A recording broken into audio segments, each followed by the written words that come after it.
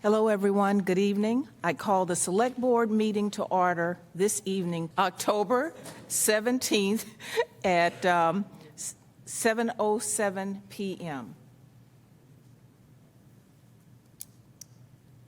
Motion to call the meeting to order, please. Second. Roll call. Ms. Gito? Yes. Krisky? Yes.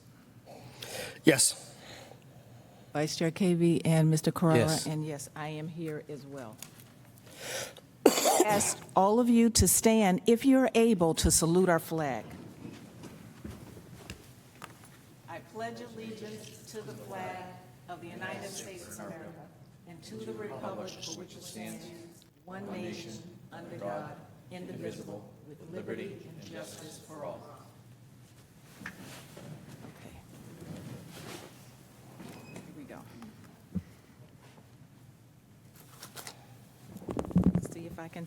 See if I can see a little bit better now.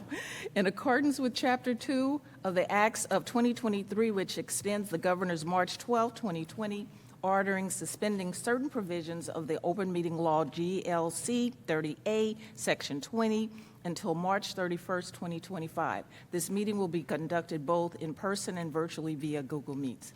The meeting will be recorded by Smack Cable Television and broadcast live and may be live streamed at www.stoughtontv.org. A recording of the meeting, transcript, or other comprehensive record of the proceeding will be posted on the town's website and/or Smack as soon as possible after the meeting if live broadcast or live streaming is unsuccessful. Times are approximate and items may be taken out of order at the chair's discretion. And I would like to take the one item out of order. Does everyone have a copy of the agenda? So you Sure. all set? Sorry. Oh. Oh, okay. Go ahead, and then can I have you speak? Yes, yes, of course. Before I list the agenda item that will be taken out of order, Mr. Carrara. Thank you, Madam Chairman. We had another loss in our Stoughton family, and this is a dear one to some of us on the board here that knew her. Barbara Daly Canavan. Barbara was 102 years old. We should all be so lucky. She is a longtime Stoughton resident, lifelong. She was born in Stoughton. She was a graduate of Stoughton High School. She got a bachelor's degree from Bridgewater State College. She was they say a ferocious, I would agree with that, advocate for libraries, learning, education. She was a very, very strong lady. And she was involved in she was a trustee of the library for 40 years. And that goes some. That's pretty decent. And she was also an employee of the town where she worked in various offices, but her last job was in the town assessor. She kept up with her friends. They said they would come over. She was sharp at the age, and she did a lot of nice, kind things in this town for people. I won't say, personally what they were, but I know she did through the library that she met people. And from the Board of Selectmen to her family, I'd like to give the utmost condolences to her, that she was very, very involved and very nice woman. A moment of silence, please.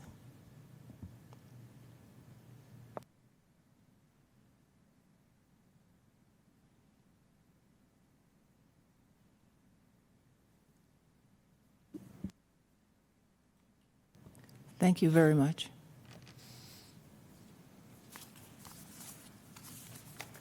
The item I would like to take out of order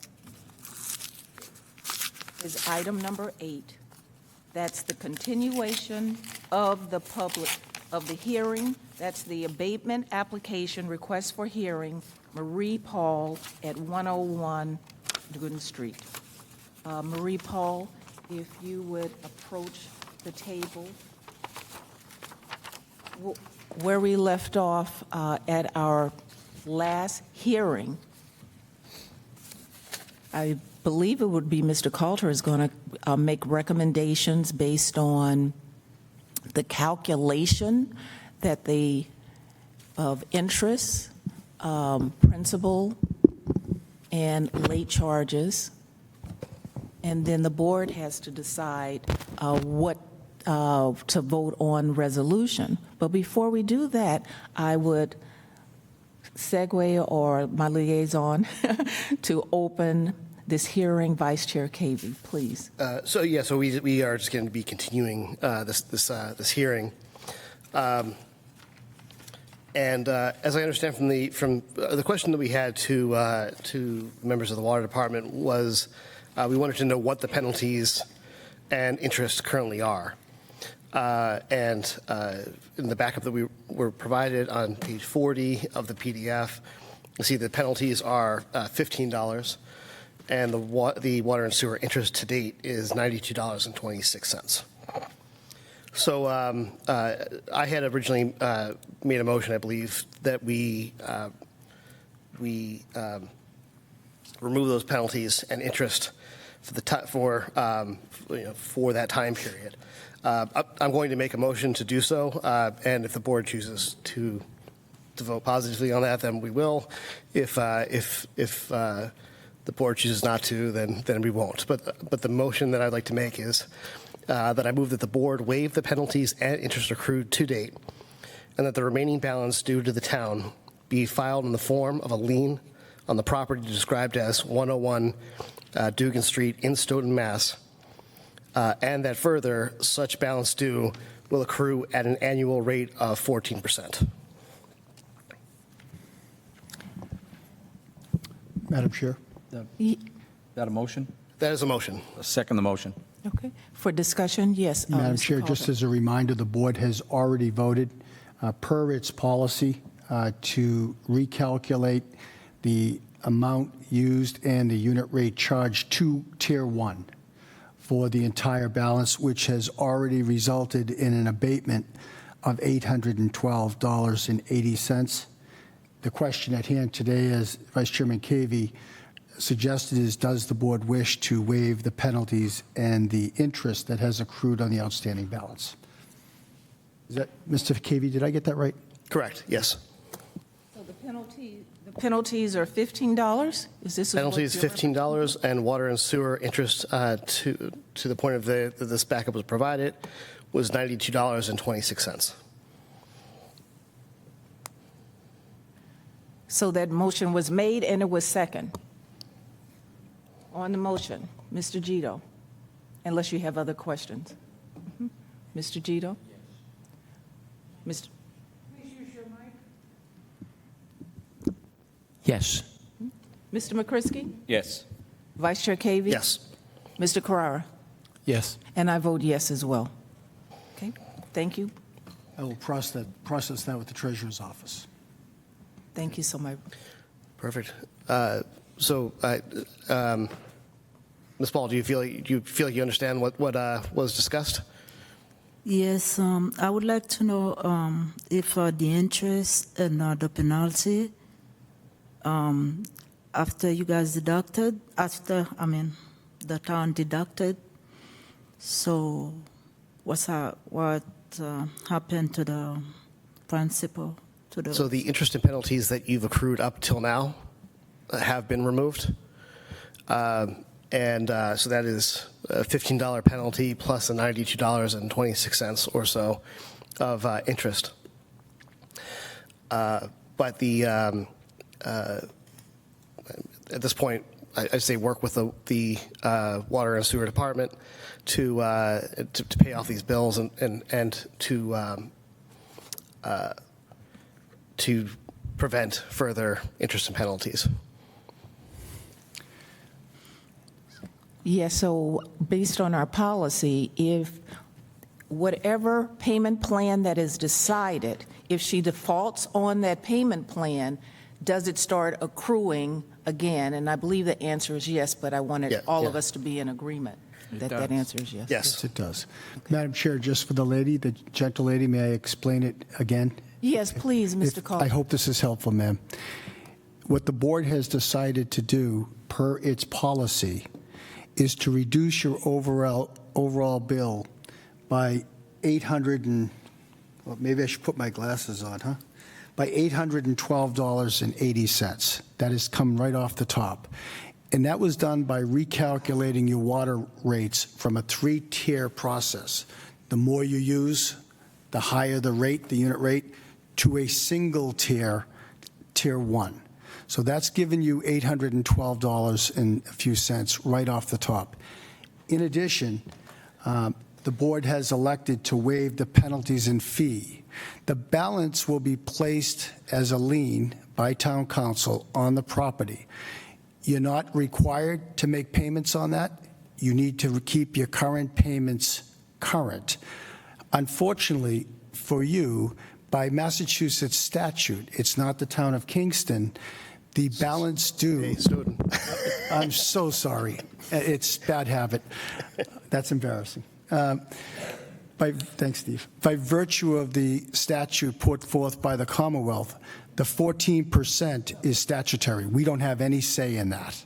So that grows at 14% from the day the lien is placed until it's paid off. The balance is liened at 14% and charged a 14% fee.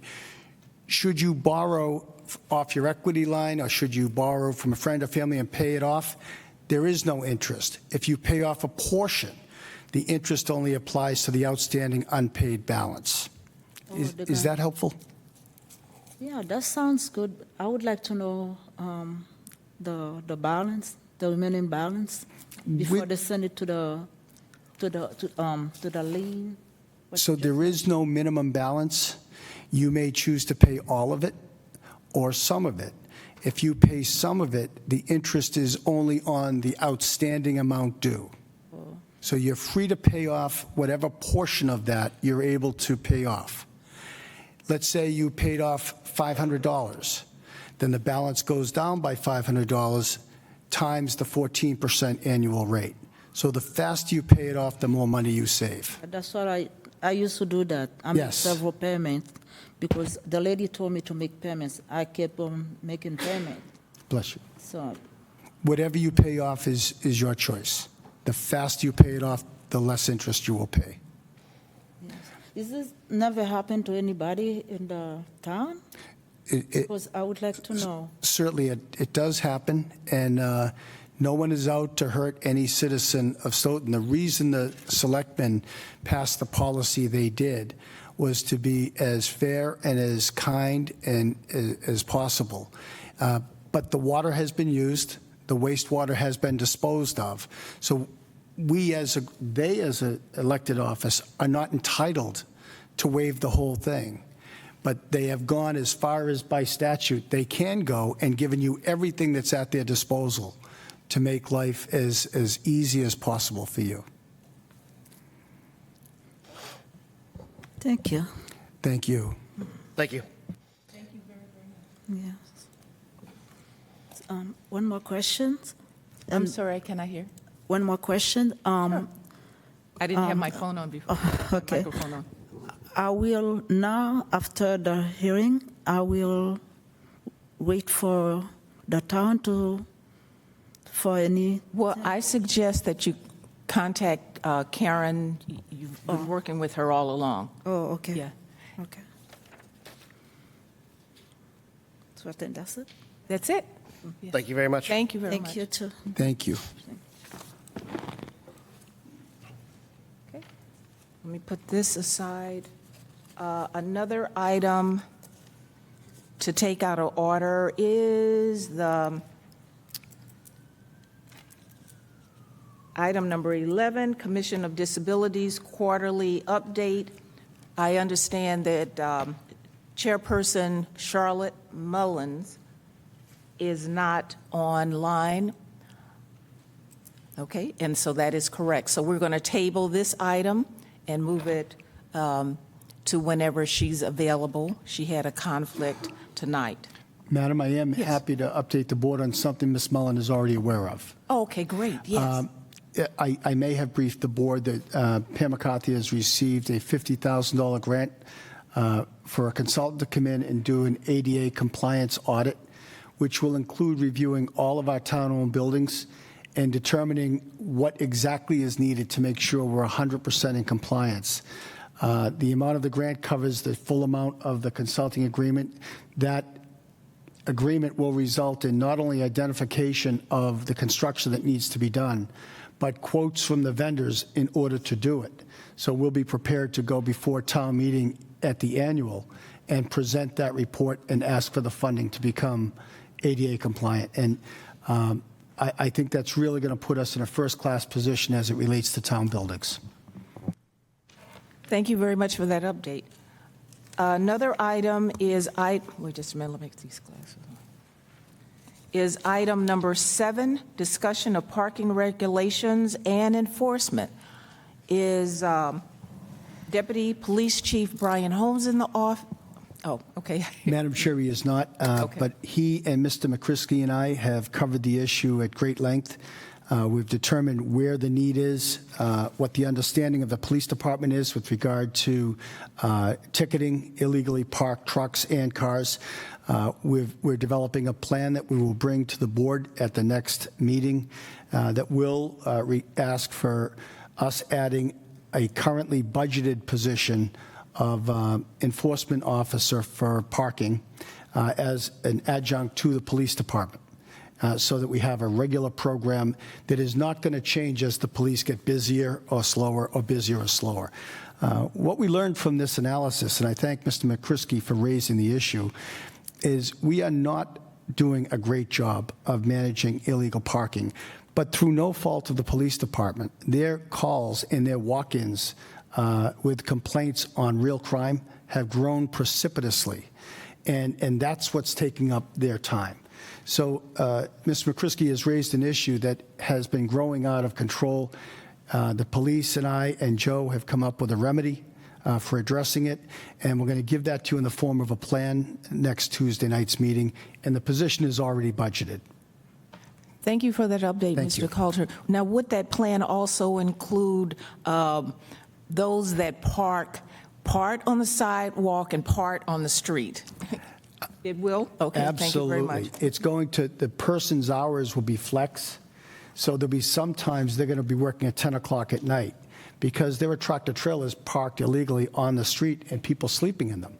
And then there are other times they'll be reviewing, surveying the parking lots across the street to make sure that people are parked legally.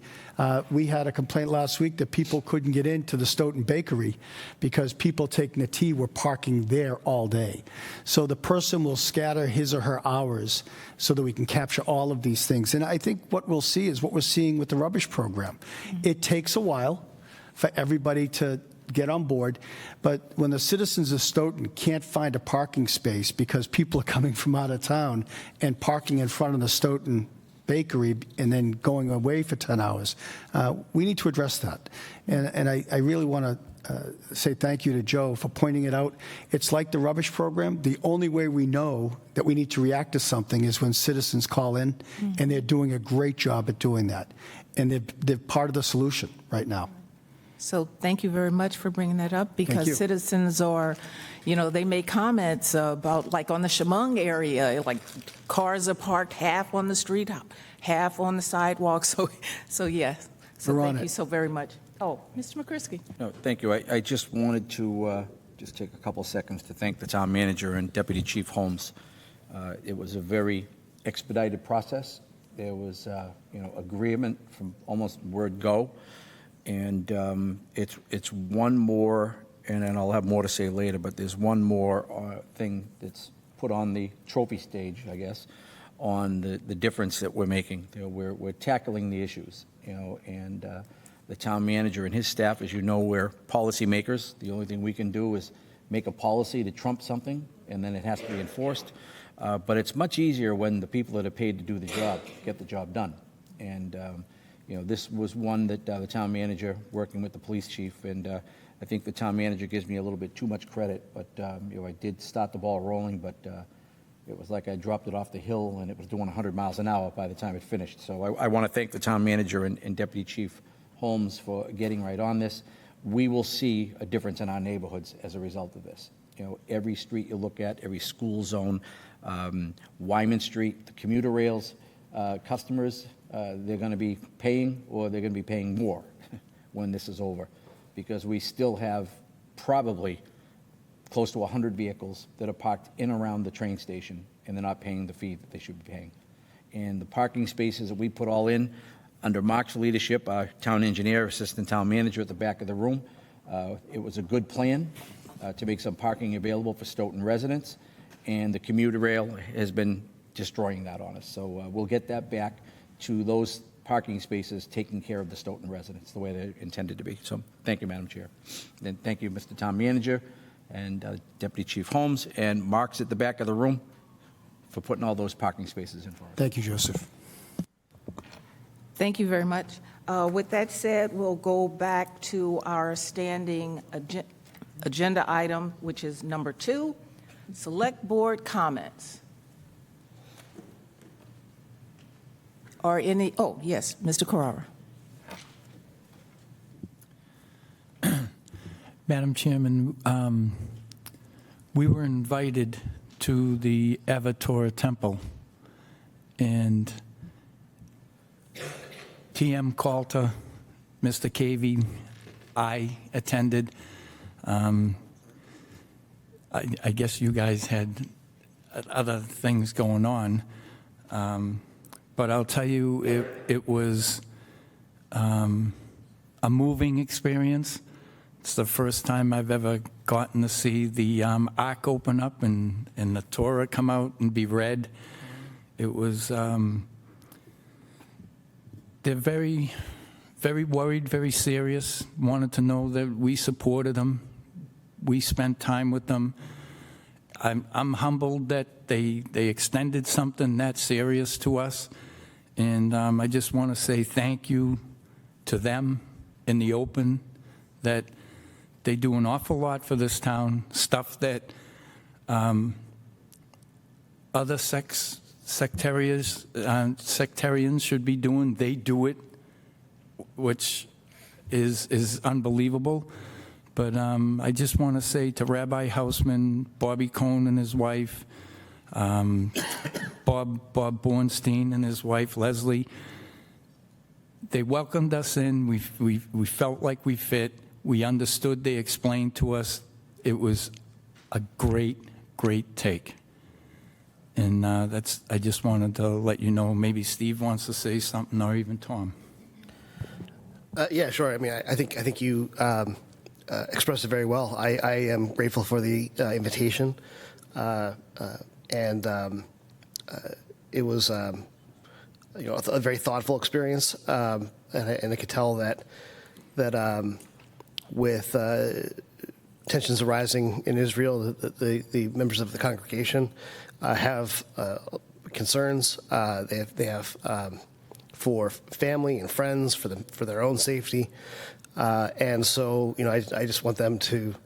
I wanted them to, and I wanted them to continue to know that the community at large cares about them and wants very much for them to feel safe, and we'll do anything we can to ensure that happens. So, but I think generally, I think your expressions were spot on, and I appreciate that.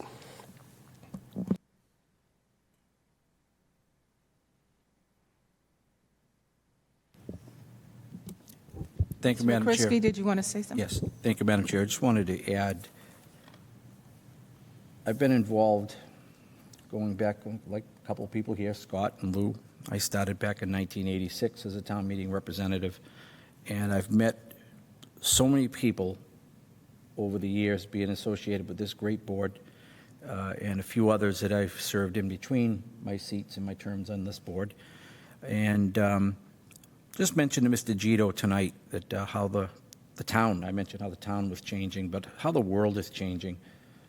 when we can't get to a point where we can agree to disagree without things getting bad. And it kind of really minimizes the comment when you look at the events of last Saturday, a couple Saturdays ago. The atrocities of a human being inflicting on people they didn't even know because of their faith, because of what they stand for, or where they come from. And in a lot of cases, these people never met each other. They're listening to years of information. They're putting blame on others.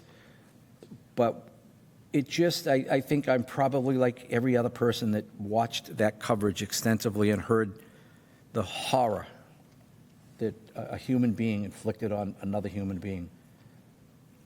And I know that not everybody worships my God, but we all have our God that we worship in whatever way, whenever we do it, how we do it.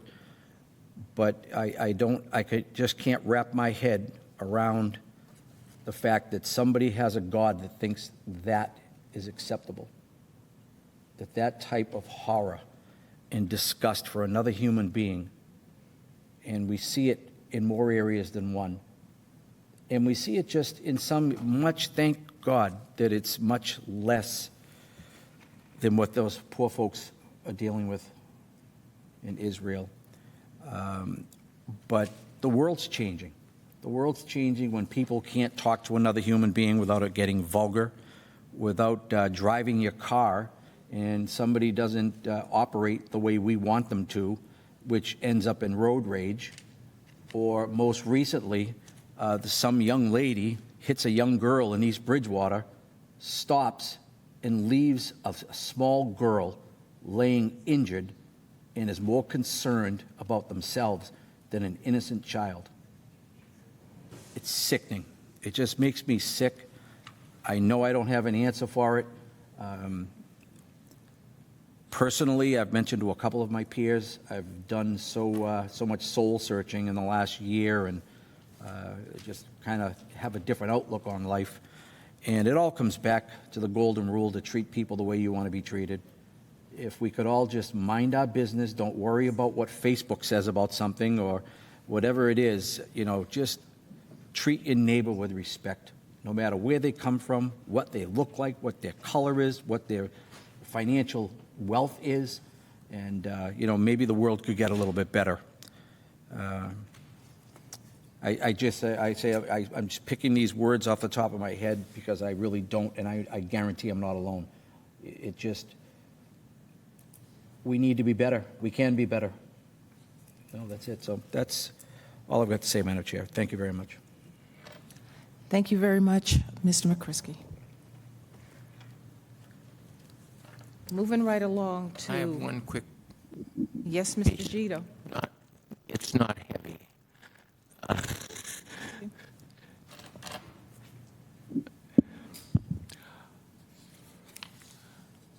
I haven't seen a department head report that was forward-thinking as opposed to looking backwards. Thank you. And thank you, Mr. Town Manager, and thank your department heads for doing this, because this really is helpful. You begin to recognize what things need to be done, and you can start to track them. I promise. I broke quick. And that's a good thing. Thanks. Madam Chair? Yes, Mr. Coulter, and then Mr. McCrisky. I'm sorry, Ms. McCristy first, please. Okay. Okay, we'll just reap it on you a little bit. I concur with Mr. Gito. I had it in my hand. And the comment I was going to make, and I did make, I haven't seen one of these since 2010. Mark will remember. Mark was here when we had them last. And we used to get these all the time.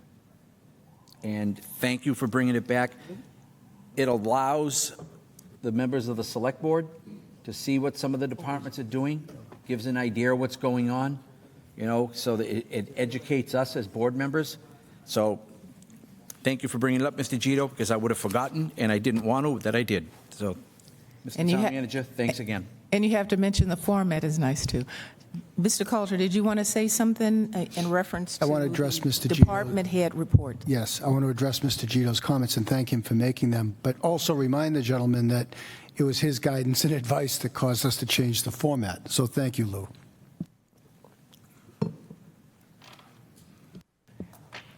Okay, if there are no further select board comments, let's move right along to town manager comments. You want us to, A couple of points. I've got one announcement that's brief, a really happy note. Fred Richard, a 19-year-old from Massachusetts, became the U.S. men's gymnast, the youngest U.S. men's gymnast to earn an individual medal at the World Championship by earning a surprising bronze medal in the all-around. This Stoughton native, a sophomore at the University of Michigan, also became the first American male gymnast to finish in the top 3 in the all-around since Jonathan Horton earned a bronze medal in 2010. Another great feat by a Stoughton youth. it's nice to hear. Madam Chair, if you'll indulge me, I'm not a member, but I would like to weigh in on the Israeli comments. I didn't think it was appropriate for me to speak at the time the board was speaking to it. Certainly. As tragic and sad as it is what's happening in Israel, I think all could agree that what's happening in America during that crisis is something we can be proud of. And let's face it, there hasn't been a lot to be proud of in recent years. Right now, as we sit here, our Secretary of State is in Israel, working closely with the Prime Minister of Israel. Our Secretary of Defense is working with the top general in Israel about defending not only Israel, but the 600 Americans that remain in Israel. We've got 2 aircraft carriers and all of the ships that go with it at the northern tip of Gaza, focused on I can never say the name, Hezbollah, to make sure they don't enter or engage in this war from the north. And we've got U.S. Special Ops and American intelligence looking for the American citizens that were taken captive. I don't know about everybody, but I feel good that our place in the world in this time of craziness and evil is bringing some stability to our world.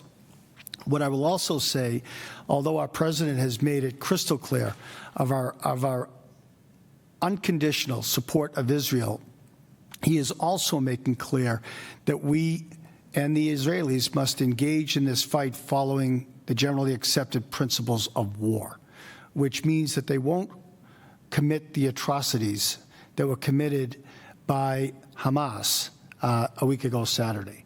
So that, I think, is something we can all be proud of, and during this really dark and dangerous time in the Middle East, that the United States is rising above all countries and reminding us that we need to defend our friends and our principles, but we have to do so in an honorable way. So I just wanted to share that.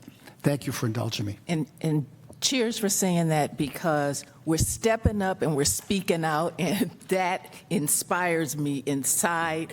And I'm so glad we had this conversation today about this. Let's move right along to citizens' comments. If you have no further comments, Mr. Coulter, okay, move. Citizens' comments, and that would be Mrs. Walsh and, yes. Cynthia Walsh, 1096 Park Street. Before we build a nation, we need to build a community. And a previous speaker mentioned the passing of a person who helped build this community. And her family. Her brother was a teacher at the high school and also a library trustee. And if you added up all their years of public service, it must come close to 150 years for just 2 people. Those are the building blocks of Stoughton. The other thing about this woman that's so amazing is she was widowed very, very young. And she had 7 children, including an infant. what she's achieved besides raising her family. She went to work and supported her family and helped them achieve what they achieved. And I met some of her family members. She must have been an extraordinary mother because her children teamed together to make sure she could stay in her home. They took turns moving into the house to make sure that she was cared for.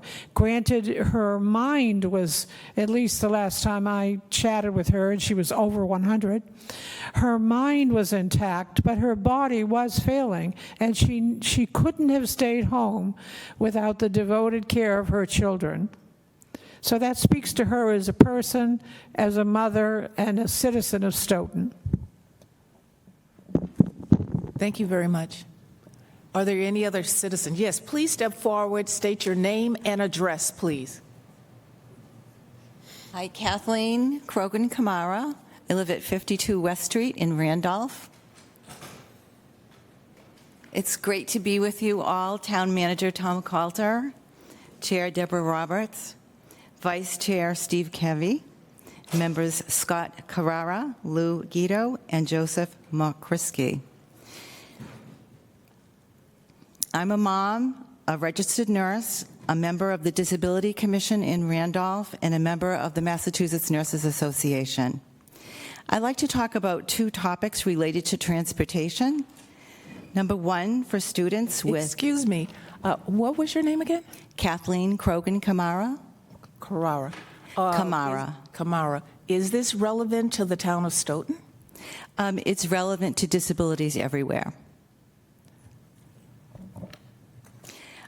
I'd like to talk about two topics related to transportation. Number one, for students with individualized education programs, IEPs, for example, a child with special needs, to get back and forth to school. Number two, transportation for non-emergency medical visits for an individual who cannot take the train and/or an individual who cannot afford another type of transport. An example, transportation to and from physical therapy appointments.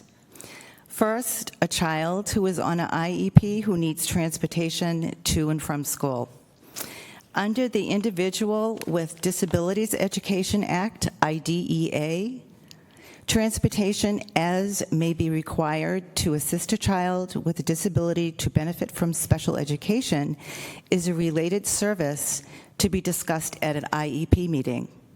If a student with an IEP cannot get to and from school the same way as a non-disabled student for a disability-related reason, then the district must provide transportation for the student.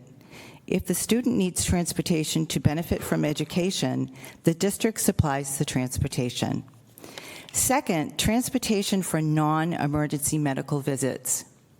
All Mass Health members, Mass Health Standard, Mass Health Care Plus, and Mass Health Common Health members are eligible for free transportation through GATRA. You get 6 rides at a time, and it is one of the services that our great state of Massachusetts has to offer. How do you get it? You call your doctor's office. Your doctor's office arranges it and submits the transportation request online. How many transports can you get a year? It depends on what your doctor feels you need. They are given in rounds of 6. Group homes may find a PT1 form helpful to submit to GATRA to get free rides.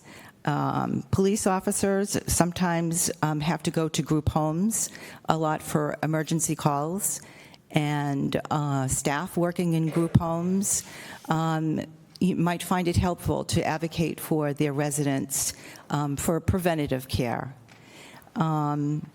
There's no need for towns to create special programs passing on expense to the town.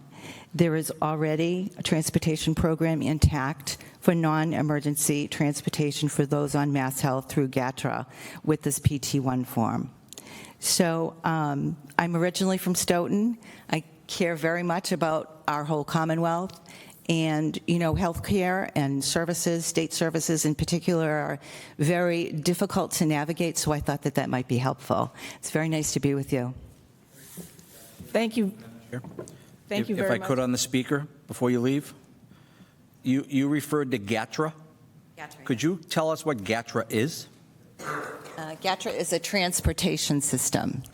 Who is it? Do you know? I know. Okay, it's a state service, and you can call the doctor. GATRA and the is doctor, yes. Do you know what GATRA is? It's the Greater Attleboro Transit Authority. So I hope that the information... There is actually another transit system that the individual can ask through their doctor. Transportation is... Okay, my point is, and I don't want to So get let into me a just long- explain. I just want to point out for our residents that this may not be available in Stoughton, but the fact that you said they can call their doctor for information, because a senior citizen or somebody that needs this doesn't know who GATRA is. I know GATRA is the Greater Attleboro Transit Authority. They don't serve Stoughton. So that if you're going to make that comment, you should find out what transit agency services Stoughton. And here it's Brockton Area Transit, BAT, that people could call for BAT on demand and other services through the Council on Aging, because we have a partnership with BAT. So I think in Stoughton, I'm not taking your message away, but if you're going to talk about it and say the need and the resources available, make sure those resources are available in this town. So I applaud your effort. I just want to make sure that our residents don't get misled unintentionally and they start looking for this service. So that's it. But Thank you. very nice So to just hear to you. comment on that. Mr. McCrisky, thank you very much, and thank you. Okay, there is Thank you, there is former another resident agency of- available, and of I would not Stoughton want for to having this information mislead. sharing session. Thank you very Thank much. you. Are there any other citizens' comments, and that would be online? Okay, and none in the audience. Moving right along to our consent agenda item. The consent agenda, A, approval of open meeting session minutes of September 19, 2023 and October 3, 2023. B, application for road race or parade permit, Veterans Day Parade, November 11, 2023. Number C, application for road race or parade permit, Holiday Parade of Lights, December 9, 2023. And D, letter of support for Hebrew Senior Life. Are there any one of those items the board would like to pull for further discussion? Yeah, Madam Chair, I'd like to pull item D, as in Delta. Okay, thank you, Vice Chair Cavey. It's a letter of support for Hebrew Senior Life. I know we have a representative from Hebrew Senior Life in the audience. I just wanted to express very publicly my support of this project, of Hebrew Senior Life as a partner in actualizing this project. The importance of senior housing in this town can't be overstated. It's the this particular project. Well, first, let me just begin by saying that maybe I don't get out much, but before having an opportunity to get started on this project, I hadn't heard of Hebrew Senior Life before, and in talking to people and introducing them to them, every time I bring it up, almost everybody immediately recognizes the name and speaks to the quality of the work that they do, the services that they offer. I mean, it's pretty overwhelming, to be honest, how well respected they are and how well regarded they are. So I apologize for having not had them on my radar sooner, but it sounds like the message is out, and the fact is they are extraordinary what they do, and our community's very lucky to have an interest from Hebrew Senior Life. So I just wanted to pull this just in order to say those things out loud and to express my gratitude for the work that they're doing, their interest in Stoughton, and support for this letter. Thank you very much, Vice Chair Cavey, and I too support. Are there any, Mr. Gito. Oh, turn your mic on, please, Mr. Oh, it is on. I thought it was. On this, Wait just a minute, something's wrong with your mic, because we can't hear. well, There we go. Can you hear me now? Yes. Yes, we can. I also want to speak on this. I take nothing away from what Mr. Cavey had said before, but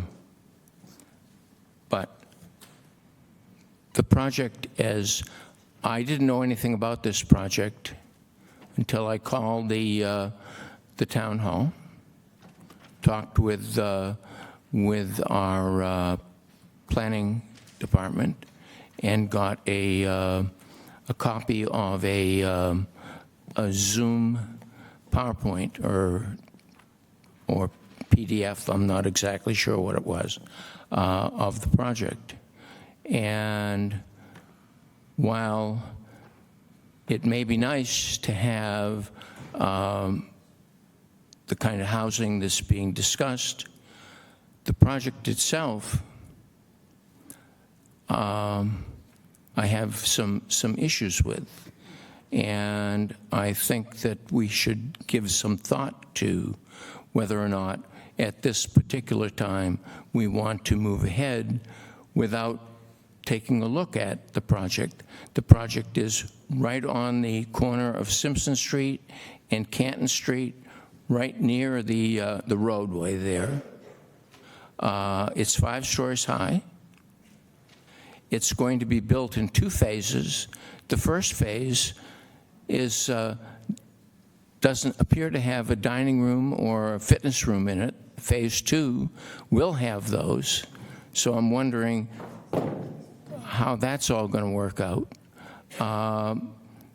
There, I think, are ways to move that project back off the road further and to perhaps redesign it, perhaps do some things with the wetlands that we might be able to get approval from the state on. If we don't get it from our own Conservation Commission. And there is a parcel of land that does not seem to have any ownership on the other end of the project, down closer to Canton.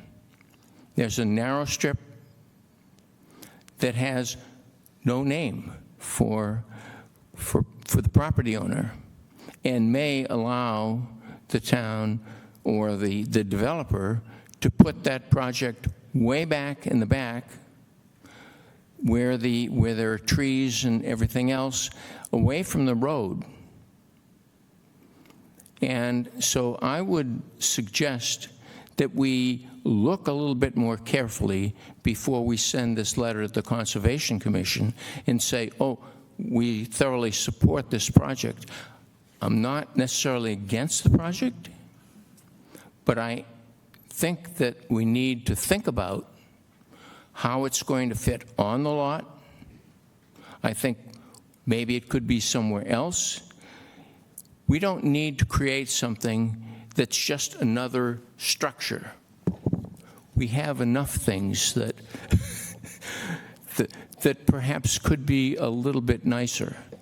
I went over to Canton to look at their project at something Orchard Cove or something like that, which is back from the road. You don't even see it. But it provides the same kind of service. Why build something without giving some thought to what it's going to look like at the end of the day? So I would suggest that we table this. It's not something that I don't think we need to do immediately. Maybe I'm wrong. And take a look at some of the things that I was mentioning. Thank you very much. Vice Chair Cavey had some comments because, for clarification, it's a draft, a work in progress, and this. But you can address that, Vice Chair Cavey. Yeah. Well, I mean, so I appreciate Mr. Gio's comments. I could be mistaken, but I don't believe that any of his concerns fall within the scope of the select board. And so I'm really concerned about spending a lot of our time scrutinizing details over which we have practically no authority, and for which we have a planning board and engineers and other people who will dive into those details. And I can't think of a single project where I've asked where the lunchroom is, for example, on the plans. It's really outside the scope of our involvement in this. And so for that reason, I'd like to make a motion to adopt this letter of support for Heber Senior Life. Second. All in favor? Aye. Aye. Just to send the letter. No? Mr. Crowder? I'm going to abstain because I don't have enough information. This is the first time I've heard of it, honestly. Okay. And I vote yes. Okay.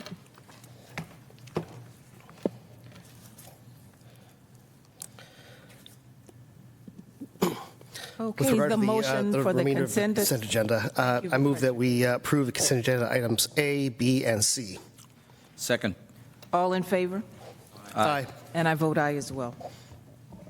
Moving right along to item number 6 is consider and approve fiscal year 25 budget guidelines. Votes may be taken. Mr. Coulter.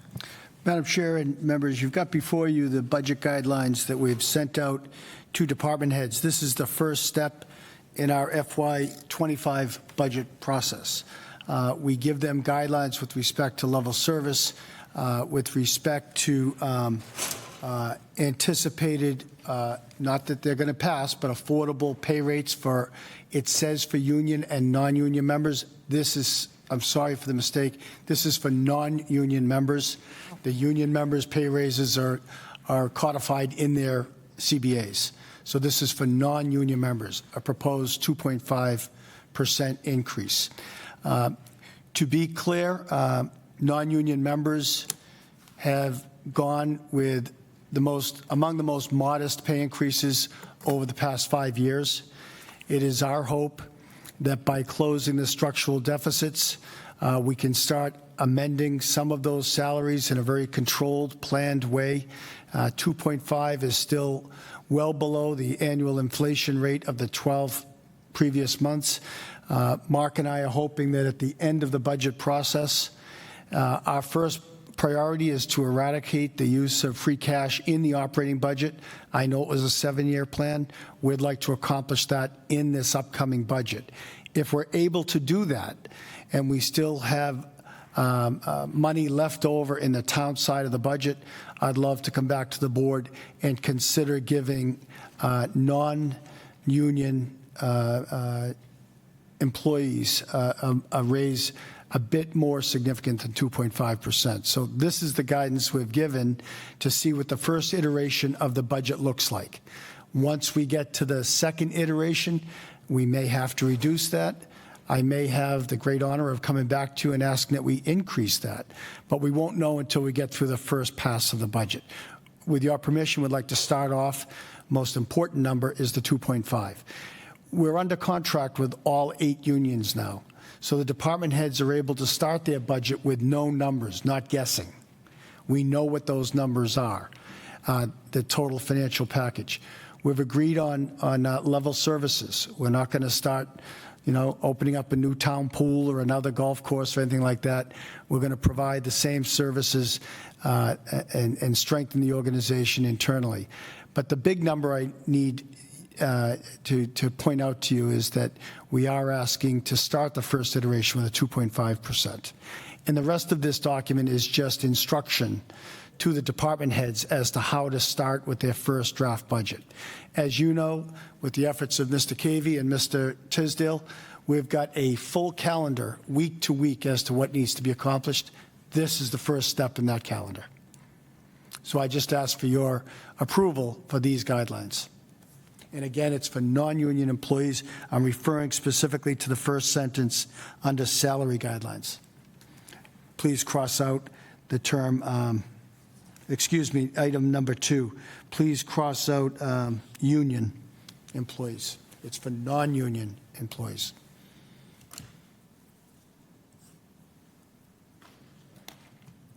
Is there a motion to accept? Is there comments on this? I would appreciate that. I'm sorry, what was that again, Mr. Gito? May I comment on this? Oh, yes. You want to comment now or wait? No, for I the do, motion and have a- before we vote. I mean, it's kind of the way the process works. We can have discussion after. Yeah. But go ahead. I appreciate this, number one, Mr. Town Manager. Number two, I think that there are things that I would consider in the 2 paragraphs above the expense guidelines. I expect that any new position that we're interested in should be costed out. There's no question about that. Yes, sir. And I understand in the loss that the grant funding isn't something that that you want to see mixed in with the other things. That's correct. But I would say in both cases that it would be helpful to know what the department heads would like in terms of new positions, what their value might be in terms of service delivery, and in terms of the grant piece, if we don't get grant funding for those positions, what the impact is going to be in terms of services. I say that for a couple of reasons. One is that it gives us a sense of where we might be going if we had the money. And two, we really do need to send messages that there are things that could be done if we had more resources. And some of those might, in fact, catch the attention of the Finance Committee, town meeting, and the people in the town, to know that we don't just go from year to year, but we are forward-thinking in terms of how we could do other things to help the citizens of the town have a better community.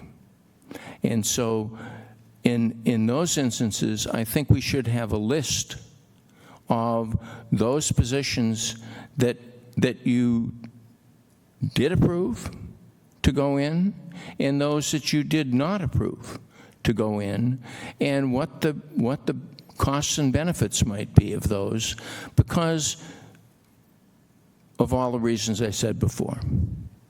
Let me stop there. Thank you.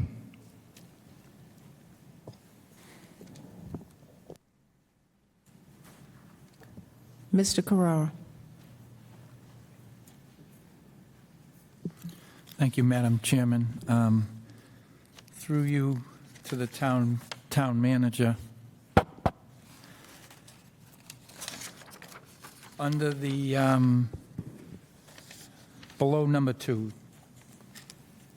it says budgets for employees, reclassifications will not be accepted unless the town manager has proved the reclassification in writing to take effect.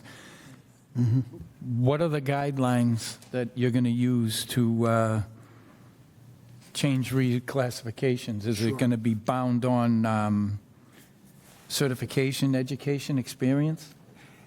Primarily, Scott, and also value added, to Lou's point. By way of example, we've got a person in the clerk's office that just went to school for a year. So her classification is changing from a administrative clerk 1 to an administrative clerk 2 because she took the time to go to school for a year and become more certified.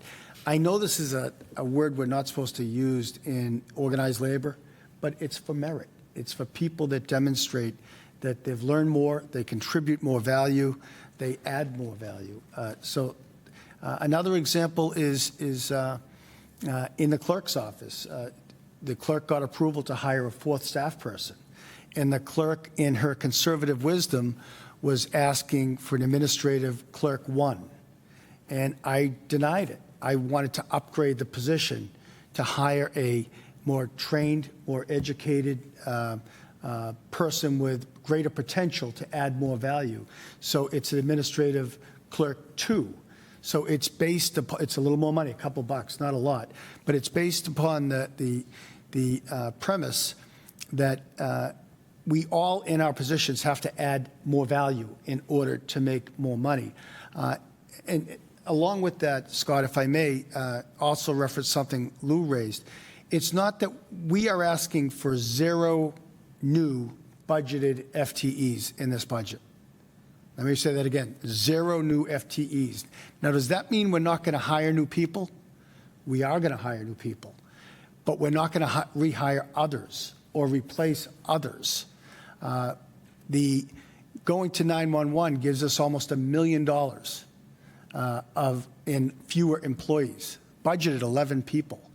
So although our total number of FTE budgeted people is going to stay the same, we're going to add people, hopefully like communications, like the clerk's office, like the zoning enforcement officer for parking we just talked about, areas where we can improve the service quality to the town without adding to the budget. Because there are other positions. We approved, not approved, we had 12 people working in Oasis. I want to be kind, that we're not going to renew. They're just not, they're wonderful people, but we're not getting the value that the taxpayers expect and deserve.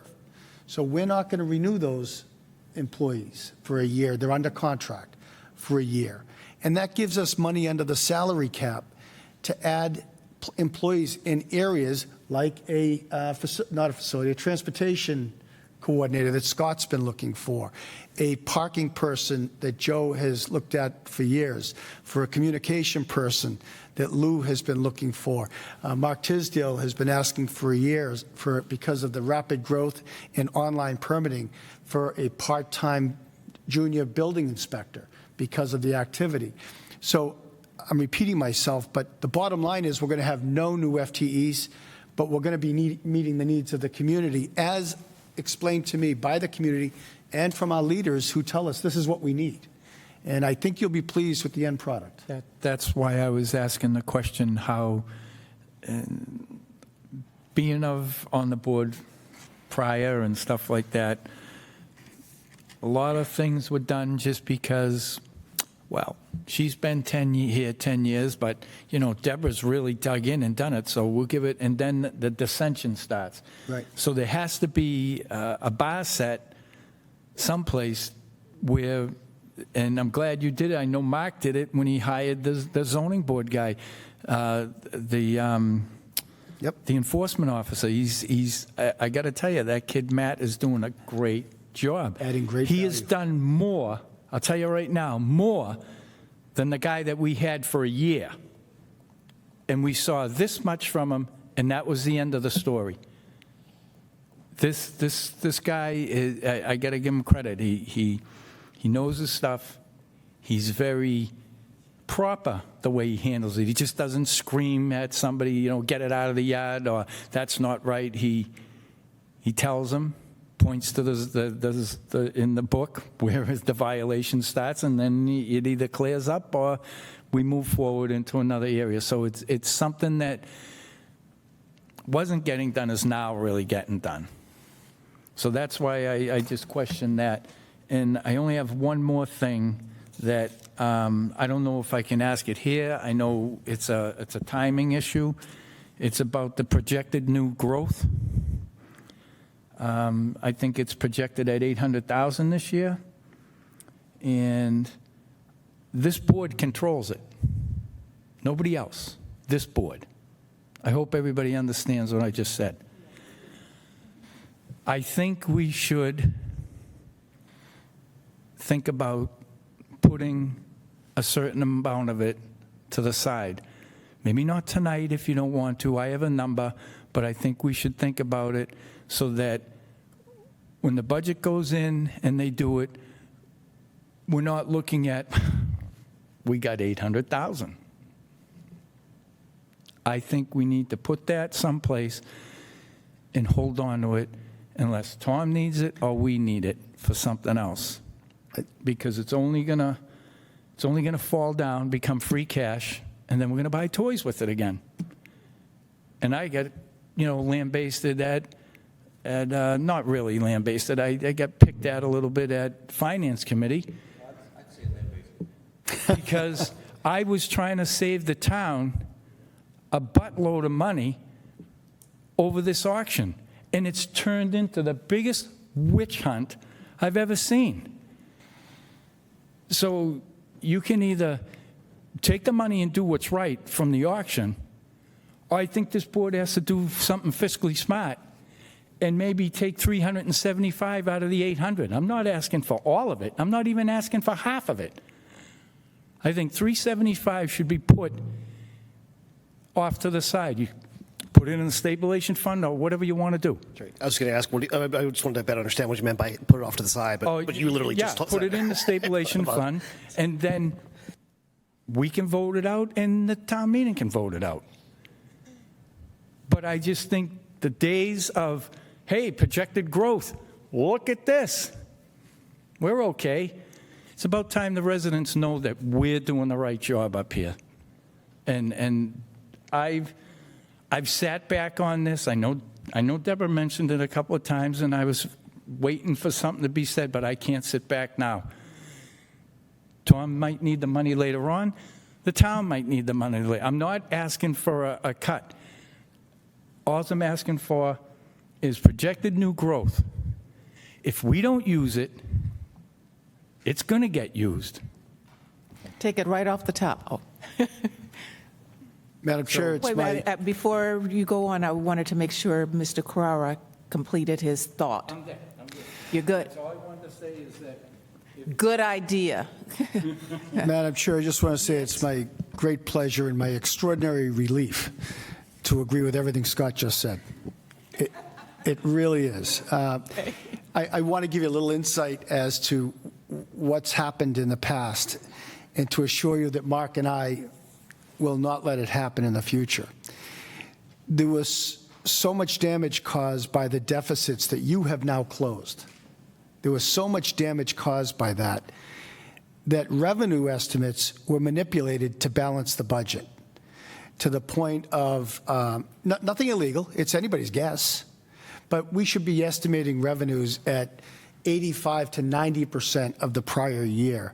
And in some cases, we were estimating them at 100, 105% of the prior year, just because we had to cover deficits. We're not doing that this year. I'm happy to report to you that our new growth is coming in at a very healthy number, not because we're growing that fast, but we're capturing all the revenue because of Trish's leadership in the assessing department. I'm also happy to say that there seems to be agreement between this board and the Finance Committee on stabilizing our stabilization fund and getting it up over 20%, which is great. If we can eradicate the use of free cash in our operating budget and bring our stabilization fund up to the DLS requirements, we not only don't have to worry about our bond rating going down, we can start planning on our bond rating going up and our interest rates going down. With respect to what Scott said, this board passed the creation of a revolving fund for the use of DPW to replace not old equipment, but to address repairs like major transmissions, things that are unforeseen. We have $75,000 unallocated in the budget to deal with that. That may or may not be enough. What Scott has recommended, and this board passed, is that $250,000 be put in the revolving fund once it's created, which would be generated, plus or minus, from the auction the end of this month. Mechanically, that's impossible to do because the cash will be generated before we have town meeting. So it's going to automatically go into the general fund. So what Scott's asking for, and I couldn't support it any stronger, is that this board, when we do our budget, rather than just putting the free cash out there for every organization to grab, that we do the responsible thing first. Create the revolving fund, which you've already passed, fund it with the proceeds from the auction, and then work the budget backwards. And my recommendation is going to be with our new growth, fund that first, increase stabilization second, which puts us in a wonderful position, and then with any other surplus, remove free cash from our budget. And I think then Stoughton is going to be in a absolute enviable financial position. So the question to you, I guess, and to Scott, this item says, consider and approve fiscal year 25 budget guidelines. Shall we edit the guideline to include that language? I would love to see you do that. Okay. Then, okay, I'm in favor, so we then turn into my left, which is Mr. Gito. Based on what you said and you had concerns, is there anything that we could edit and include in these guidelines to give? I think that the town manager heard what I said. Okay, we heard it all. That he could Punch it, punch it. We couldn't hear you. Let's see now. I'll do this one more time. I'll bet the town manager heard what I said and can make the adjustments in the language to accommodate that, if he so chooses. Do you have a problem with what I said? I completely agree with what you said. Okay. I wish I was this disagreeable with everybody before you did my evaluation. That's funny. All righty. On the motion. So the motion is to approve this with the edit that Mr. Carrera. Yes. Yeah. So, and who made the motion? Was it second? I'll second it. Okay. So I guess I don't mind seconding it, but who made the motion? Mr. Carrera. Okay. Second. Oh, did, Yeah. And my vote is yes. okay. Yes. Yes. Yes. And I vote yes as well. So Madam that's Chair, that. I will draft that tomorrow morning and send it out to all of the members. Would you like to see it back on the agenda to codify it again at the next meeting? Are you comfortable with those Yeah, changes? take 2 minutes if you want to Okay. do it. Consent agenda. Just put it up. Yeah. Just get a chance Perfect. to look at it. Excellent. Anything else, Mr. Coulter, on this line item? No, ma'am, that's it. Okay, moving right along. This is to item number 9. Stoughton Equal Opportunity Committee Quarterly Update, Vice Chair Sabri. Please step forward and say your name and address, Vice Chair Sabri. Thank you very much. Good evening. My name is Betty Sabri, Vice Chair of the Stoughton Equal Opportunity Committee. Apologies. Would you mind just pulling it? 1, 2, 3. Betty Sabri, Vice Chair of the Stoughton Equal Opportunity Committee. I'm here to provide an update on what we've been doing thus far. We reviewed municipal employee DEA data to determine whether all Stoughton communities are represented in our municipal government jobs. Along with HR, we reviewed HR recruitment, hiring practices, policies, and procedures to determine whether those policies, procedures, or hiring practices unintentionally or intentionally harmed specific groups or multiple groups. The data sources that we used included Stoughton Municipal Employee Data, DISTE, which is Department of Elementary and Secondary Education School and District Profiles, REMAP, Racial Equity Municipal Action Plan Program Data, and GAR, Government Alliance on Race and Equity. And with all the findings and review of the data, our findings were that Stoughton municipal jobs did not adequately represent all communities within Stoughton. So our internal recommendations include strengthening of Stoughton municipal hiring guidelines, policies, and procedures, expanding recruitment efforts by broadening advertising initiatives, DEI training development. A diversity, equity, inclusion training has been created for municipal employees to ensure greater understanding of DEI. In this training, we believe will be helpful in building a common vocabulary and understanding DEI concepts. Our external responsibilities, we would like to ensure Stoughton communities are inclusive and accessible by working with community organizations such as the SDIO, which is Stoughton Diversity Inclusion Organization, YMCA, Massachusetts Municipal DEI Coalition, and Metropolitan Area Planning Council, and also our surrounding towns. And actually, our surrounding towns have contacted us because they would like to collaborate with us. Randolph, Stoughton, just to name two. We also are interested, and we want to begin establish Stoughton as a welcoming community campaign. We've been approved to use a billboard to create welcoming notices so that when people pass the billboard, they feel, more, welcomed. For our 2023 community events and 2024 community events, we are planning the MLK Day, Juneteenth, and Korea Day. I just want to take a step back. For 2023, we had a very, very successful Juneteenth event, which took place over the course of a weekend. And I want to say we had over 200, maybe even 300 participants between Saturday and Monday. That was our first event, and we plan on doing the same in 2024. Our next steps are to hire a DEI consultant, develop dashboards to assess our improvement, whether or not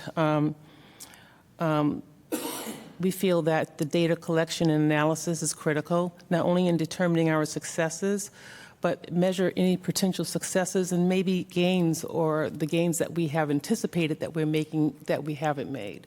So we are going to be creating dashboards, and we also want to expand partnering with other communities and organizations. Are there any questions? Thank you, Vice Chair. Mr. McCrisky, did you have a comment? Well, I've got to say that you actually blew my mind when you said Stoughton municipal jobs did not adequately represent all communities in Stoughton. It just screams to ask the question, what basis? You've made a comment that says we're not doing what we should be doing. We're not inclusive of all groups. But you didn't tell me what you looked at. You didn't tell me how you assessed it. You didn't tell me that you knew how many people have applied for jobs here. I don't know if they've been passed by or if they're just not applying. So that you've just really, for me, thrown me from one whole football field to another football field in another town, which makes me ask, we've already done everything you've mentioned. We've had focus groups. We've set up committees. We've got welcome. We got all these things under the leadership of the chair and yourself and your committee. But you didn't tell me if those things failed, which is a result that we're not getting people, I'm just going to say diverse enough in positions. Why did that happen? Are the people applying and they're not qualified? Are they not applying? So that's a pretty broad statement to make, which could imply something to some people that we don't care or that we're not doing what we should. Can I take a stab at answering before, and then I'll defer to you, Ms. Aree. We worked with the Deanna and Tracy and the Human Resource Department, our town manager, Mr. Coulter, and then prior to Mr. Coulter, Mark Tisdale when he was interim, and we looked at data. It's not mentioned here, but this is data, though. We looked at the data that is collected and which is a state requirement in the Human Resource Department, talking with and sharing ideas with Tracy. It was a give and take. And this is historical, what the achievements were. When we first started over a year and a half ago, we had a baseline of the population in the town is not representative of those that are on staff. And that's true. But did we prove it? Yes, we did. But what were some of the challenges we faced? Well, one was advertising. We only use one or two sources of advertisement. So people of diverse backgrounds, and that's more than race, of course. We're talking about gender. We're talking about English as a second language. We're talking about a lot of things, age. We're just when we talk about diversity and opportunity, we're talking about all of it, and we looked at all of it. And we've seen some improvements because of the change in methodology, our approach for advertising. And if you look at where we were before and where we are now, you can see the improvement. Do we have further things to do, additional steps that we should take? And the answer is yes. We're always on the quest for improvement, for that level of self-actualization. Okay. And with that said, I'll lend the other comments to... You responded to my comments, though. Okay. I just want to, again, what's concerning to me, what you just said, Madam Chair, why isn't it this letter?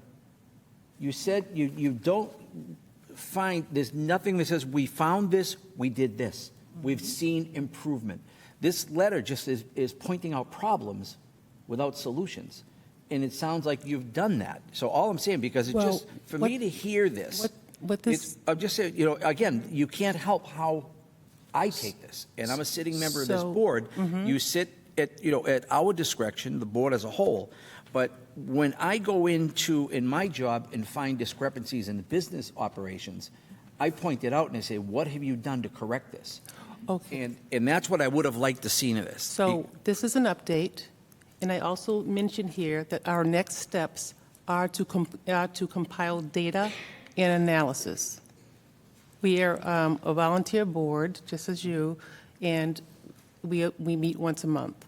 And we did not have the bandwidth to publish a report. But I will give you an example. DISTE, the Department of Elementary Education and the school district profiles, which is submitted every year. The population of the students within the schools does not match the population of the teachers who are teaching. Now, we did not have the bandwidth to review every applicant and determine, based on race, language, ethnicity, religion, sexual orientation, or physical ability, who applied. That's our next step. Okay, and that's a school function. Has your committee reached out to the superintendent and/or the school committee on this issue? Because we have no authority on how the schools advertise or hire. Right. None. So, right. But that's my question. this Have is- we reached out to the school committee and/or the superintendent of This schools? is the data that we initially looked at, and we have not. We will be, but I'm presenting what we have found tonight.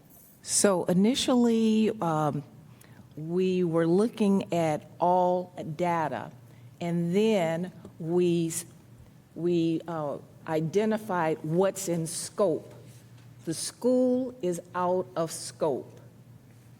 When we started, we started with the REMAP, the Racial Equity Municipal Action Plan. There were school committees on that along with municipal. So this is an update based on where we first began and then how we focused on just the municipality, and we're moving forward. We recently were approved, funding was approved for a DEI consultant at the most recent town meeting. So the request is working with we've been working with Attorney Jack Dolan, whose specialty is human resources, is to ask the select board permission to ask our town manager, Mr. Coulter, if he has bandwidth to continue working with us. He's working with us, he's been working with us for all of this fiscal year on training, but now we want to go into that next realm. That's one thing. The second thing we wanted to ask this select board is, we talked about human resources as number one focus. The second focus is on procurement. So Fran Brutinelli is a part of our team, but we wanted to focus on procurement. So now the second question we wanted to ask the select board, and we're recommending, because we are the advisors to the select board, if we can have approach our town manager, Mr. Coulter, and ask, does Mr. Brutinelli have bandwidth to work with us? So we're segueing from human resources, even though we're still working on that, to procurement. So those are our asks, and that's under the category of next steps. What would we be looking for by involving procurement? Is there a targeted goal for that? I'm just having a problem putting it together. Is it for making opportunities for vendors, businesses doing work with the town, things like that? Yes, it is. Okay. Yes, it is. The, I can add that Fran Brutinelli, and of course, our town... Huh? Oh, sir. Brutinelli, okay. And of course, Mark Tisdale, they have an expertise in that area, but we would be working as a work group to understand and how do we advertise. So it's a lot of PR, it's a lot of advertising, it's a lot of a think tank. But we want your permission before we move forward, because these are our recommendations. I'll be voting for this.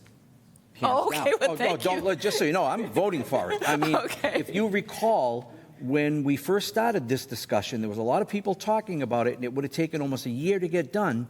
And then we brought up the other way is to get it done by policy. So I've shown my commitment right up front. But I'm in the business of presenting data. And this, you say you looked at data. What data? The advertisements? Did you look at applications? What data? Anybody could throw a word, we looked at data.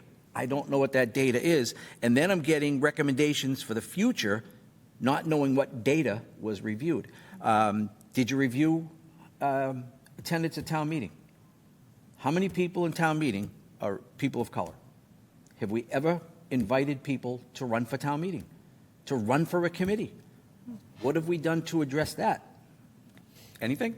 That's a simple one. We put something in the Suburban Shopper, an ad, and we encourage everybody Well, we to run know for town that meeting. we know this work it's bigger than a bread basket.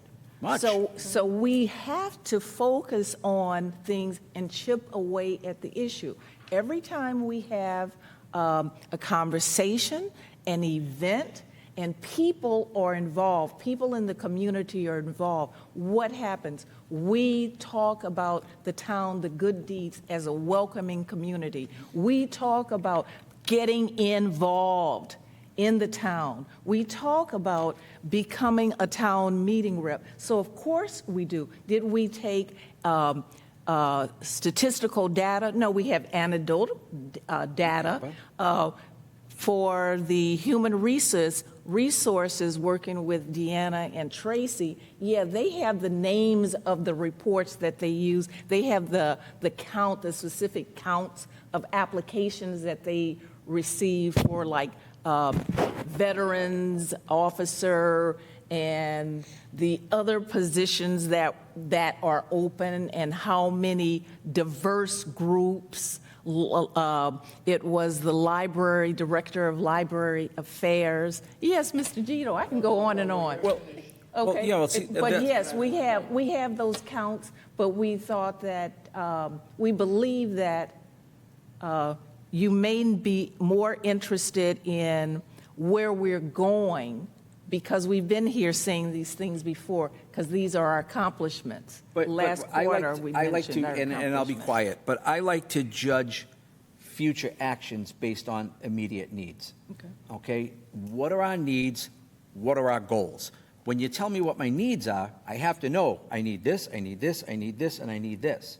Not, I looked at all this, and we're going to do these few things. So that's just how I think. I don't know how residents at home will think watching this, but I want us to be as diverse as we can be so our town reflects the people that live in it. I've sat at a zoning board meeting and seen people of all types here. We have more people to make our town diverse. I've seen it in the meetings.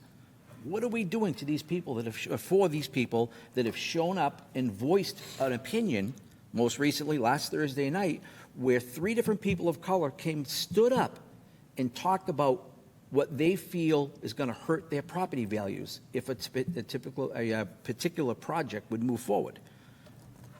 I'd like to see us doing more broad outreach and not targeted to jobs, procurement. I mean, that's great too, but what are we doing to reach out to our neighborhoods and say, be involved?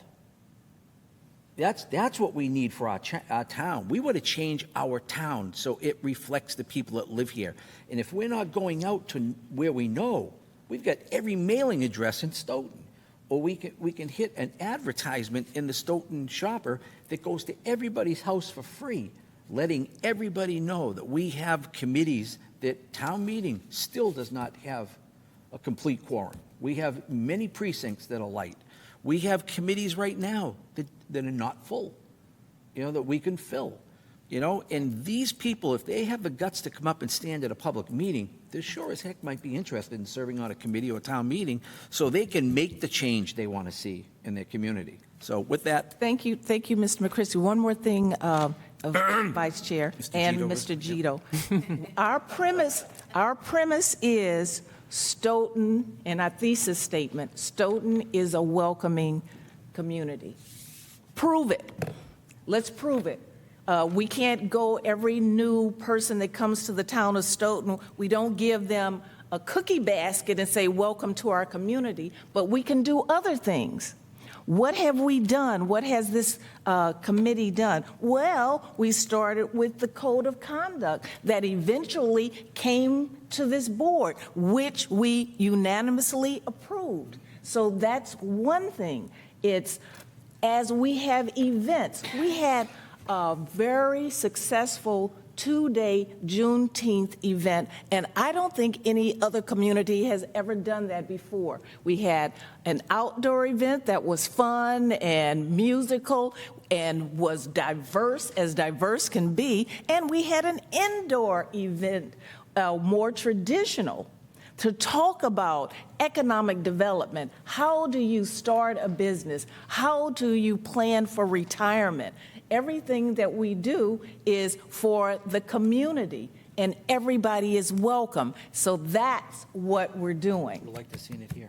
Okay, we'll give you some data and statistical analysis, and we can show what our baseline was and how we can improve. But we can't do it alone. We need the select board to attend the events that we have so we can show. Well, how does that make a difference, Deborah, when somebody like me is saying, I'll vote for it, bring it here? Madam Chair. Mr. Gito, yeah.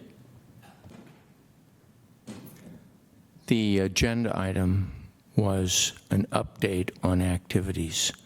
And I think that we've heard a lot of the updates, and I think that we have heard that perhaps some of the updates were not included in this, but we've had the opportunity to listen to other ideas. Perhaps we could get those together and at some other meeting present a little bit more information on next steps, because the next steps are in here, but maybe they're incomplete at the present time. And if we were to work on those a little bit more, perhaps we'd have a better action plan moving forward. Could we sort of go from there to the next agenda item? I'm wondering.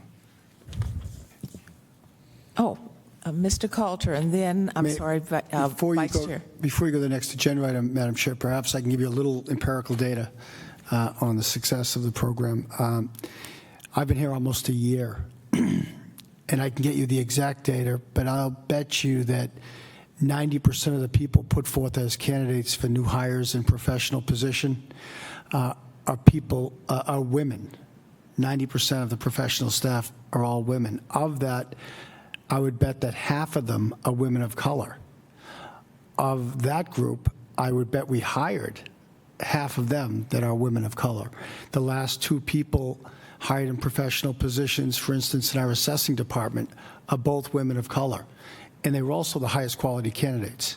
So our HR department is doing an exemplary job in finding highly qualified professional staff that are women and women of color. And we're proudly hiring them because they're the best candidates. So we're getting a good pool. In our final three for finance manager, all three of them are women, and one of them is a woman of color. And so we're getting some very good candidates. And may I say that the reason this is happening is because when we started, the selection pool was so small. Yes. And they mentioned that the budget restrained them from advertising. Right. So once they received more dollars to advertise, They could reach out that's further. why they were able to get those candidates. Well, it's working. Good. I thank you for very that. much. Thank you. So does anyone else have a comment about us, the procurement area, the DEI consultant, or? Madam Chair? Yes. Make a motion that the board approve the recommendations on moving forward as presented here tonight. Second. All in favor? Aye. Aye. Aye. And I vote aye as well. Betty, Congratulations. thank you. It wasn't personal, you did a great job. I just like to see things a little bit different sometimes. Thank you. Moving right along to the next agenda item, let me put my glasses on. That's the 300th Anniversary Committee Quarterly Update. Oh, okay, got both. Please state your name and I know you're chair. Hi, my name's Joanne Callanan, and it was fun because I was a past HR generalist. Oh, excuse me, Dr. Randolph, would you care to join as well? Okay. And state your name and address, please.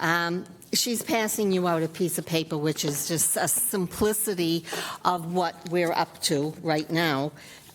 We have 3 years, and I hope you're as excited as I am about this. We are. Awesome. I've worked with Joanne. I like to get excited about these things, but she makes me like I'm just a slug. Your energy is unbelievable. So I'm going to start with the top pages on my refrigerator, so I copied it for you as the big dates that will be coming 3 years from now. And of course, being 3 years away, everything is tentative until it's approved and so forth, and I'm working at it as much as I can. The school department is the start, and the superintendent of schools, Dr. Beta, I have, and my secretary here, who's great, has twice we've met with him so far, and he's very excited about the whole 300th thing. He's coordinating the school staff and arranging for our subcommittee, when we get as far as that, so that they'll meet together. And he's really put one foot forward on all of everything. We're doing an essay contest, which will start this year in December. And the essay contest is for the older kids. The historical contest will be from 2024 to 25. That's grades 6 through 12. That's the history of Stoughton, more or less. K through 1 to 5 grades will have a contest with a poster, why they love Stoughton. I love Stoughton why, and make a poster. And we'll have those placed a lot of places. In 2026, we're going to have a walkathon with the help of YMCA. Also, they'll be doing family Zumba. The YMCA is very cooperative with us, and what's that? At each school, they'll have the Zumbas. And it goes on. At the end of the school year in 2026, we're going to have an anniversary awards night, hopefully at the high school, if it goes through, so that the kids that won from these posters and stuff will be at that award. They also might be in the parade. The logo contest, we forgot that part. The which one, I forgot? The logo, the school logo. Oh, the school logo is being done in December for, the kids in high school can design it. And we're excited about that. We think that'll be nice on T-shirts or whatever. Then the next thing I put down was the parade. My nightmare. The parade is going to be a good one, I hope. I have found working with Matt and the chief of police, they're wonderful to work with. You should be really proud of this town. My main concern with the parade, from what I can see looking at all the budgets, the most expensive thing there is in those parades is the police. And so we had talked about it a lot, and she suggested that maybe we should see if the town would review the amount of money you put into the fund for the police, not separate it from the parade, into the safety of the town for the budget. So it has to be increased enough to cover our parade and walkathon and so forth, and that would be the better way for me to try to do a budget without counting that, because when I looked through those papers, I was like, holy smokes, the parade, all the things have been the police and then the rest. So we're working at it. Chief Donna McNamara met with us, with me and Matt, about a week ago, and we rerouted the whole parade. And I think it's going to be great. She came up with ideas that were terrific, so that you're going to start at the junior high, where I can use the football field for the bands, yet the floats and stuff would be at the junior high, all so that they can all take off the right direction. But the buses could unload at that junior high, and then the buses will go to the left, go around town, and not hit the stops, and then they'll be taken up onto Prospect Street, lined up facing 27, so that when the parade's over, those band people can jump right back on their bus and jump on 27 and not cause any problem. I thought that was a great idea, and she feels that to do that, we should have the next few years of parades using that route. Because if we use that route, they'll be familiar with it when it comes time for your 300th. And hopefully it'll be a good one. And my heart bled for Rentham about a month ago. I was walking around going, oh, I hope that doesn't happen. They had their 350th and all those plans, and then it was a day of a threat of hurricane and tornadoes. And I went, oh, I think I'd shoot myself. But the money was the main thing that I found on the parades. The bands are expensive. I can't confirm the date of the parade yet. I have to work with the director of the band of the Stoughton High School, because I know Micah is around and so forth, and I don't want to crash any dates there. But I'm hoping to have it in May. The reason I chose May was because the kids are still in school. And if they're in school, then they're still a band, and you can get a hold of a band to get into a parade. So that's my goal. And I'll clarify all of it as it comes through. I want to do a few other things for that parade. I want to have a class, how to build a float. I would be glad to teach it myself. I know how to build a float. I'm missing my main component, which was my husband, but I watched him do a lot, and I know a lot about floats. I've been doing them since I was 3, so it's kind of one of those things. But I would like some help and suggestions. I would like to find places that these floats can be built inside a warehouse or the town barn, or different places that could give us a bay for a week so that each place can build their float. The school department wants to have every school put a float in. So if that works out, that would be great. But you got to have a place for them to work out of if you can. And, you know, other than my house, I can't do the whole parade. We'll start early and put that No. one for a week, move it to be stored. Another one for a week. Come on, you can do it. I don't think so. That would be too much for her. Oh, gosh.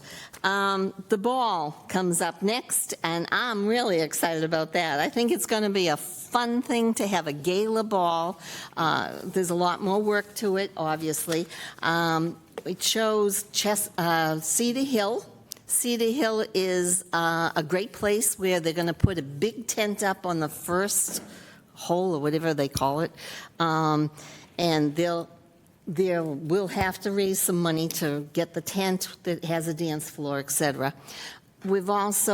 They also offered to cater it. So we don't have to worry about the catering, we don't have to worry about the liquor license, we don't have to worry about the handicap bathroom. It's all included into that, and that is our town property. So I think it's the right place for it. I'm working on it to try to get, I don't know what you call that place with the fences that they have the state driver or something in it. It's just a few blocks from Cedar Hill, and they keep the state trucks in there, and I'm going to try to see if I can get that. If I can get that, the senior center is going to lend us their buses, and we'll bus the people from that spot being parked down to the Cedar Hall.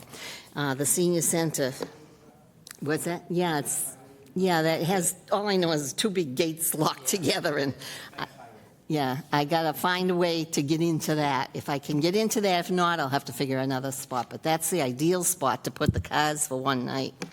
And we'll see how that goes. But it's 3 years, so I got time to work on somebody. But again, the senior center they're excited about this. They're all excited about it. I'm on the board of directors of the senior center, so it's going to be great. They've offered to do the social tea. Now, the social tea is going to be 100 people, and she's going to take care of all the details. So I can't ask for more than that. That's just great. The picnic, we had planned on having a picnic. I had planned on Glen Echo. I thought it would be wonderful. Arthur from the Public Works Department told me I was crazy. There's no water and there's no electricity. So I don't know. We're still playing with that.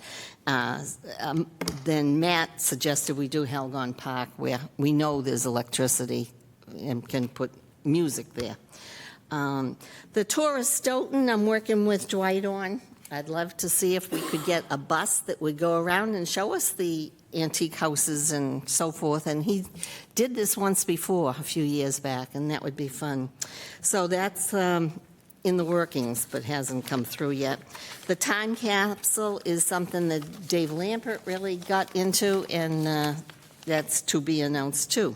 And finally, Yeah, tell us about that time capsule. well, Select board. that's Dave. Oh, yeah, you had mentioned it. You wanted one, yes. Yeah. I think it would be fun, a fun thing to do. How does that work? Can you tell us how that works? How does it? How the time capsule works? Well, you get a bunch of people to put little articles. I was watching one being brought up the other day on television, and it was really interesting. A man found a block of, I don't know, cement, and then he tore it apart, and sure enough, inside was a time capsule of things from 100 years ago or something. And it'd be fun to see some of the crazy things that people would put in a time capsule. It would be a fun thing to do. So some of them that I've seen, because I follow this stuff, I love it, and it was newspapers of the day. It would be like a town report from that year, town meeting reports or something like that. Pictures of the town that were only taken there and never reproduced, things like that. And to do it right, they actually have lead, a lead containment, and it's soldered together, so that it's secured from the elements.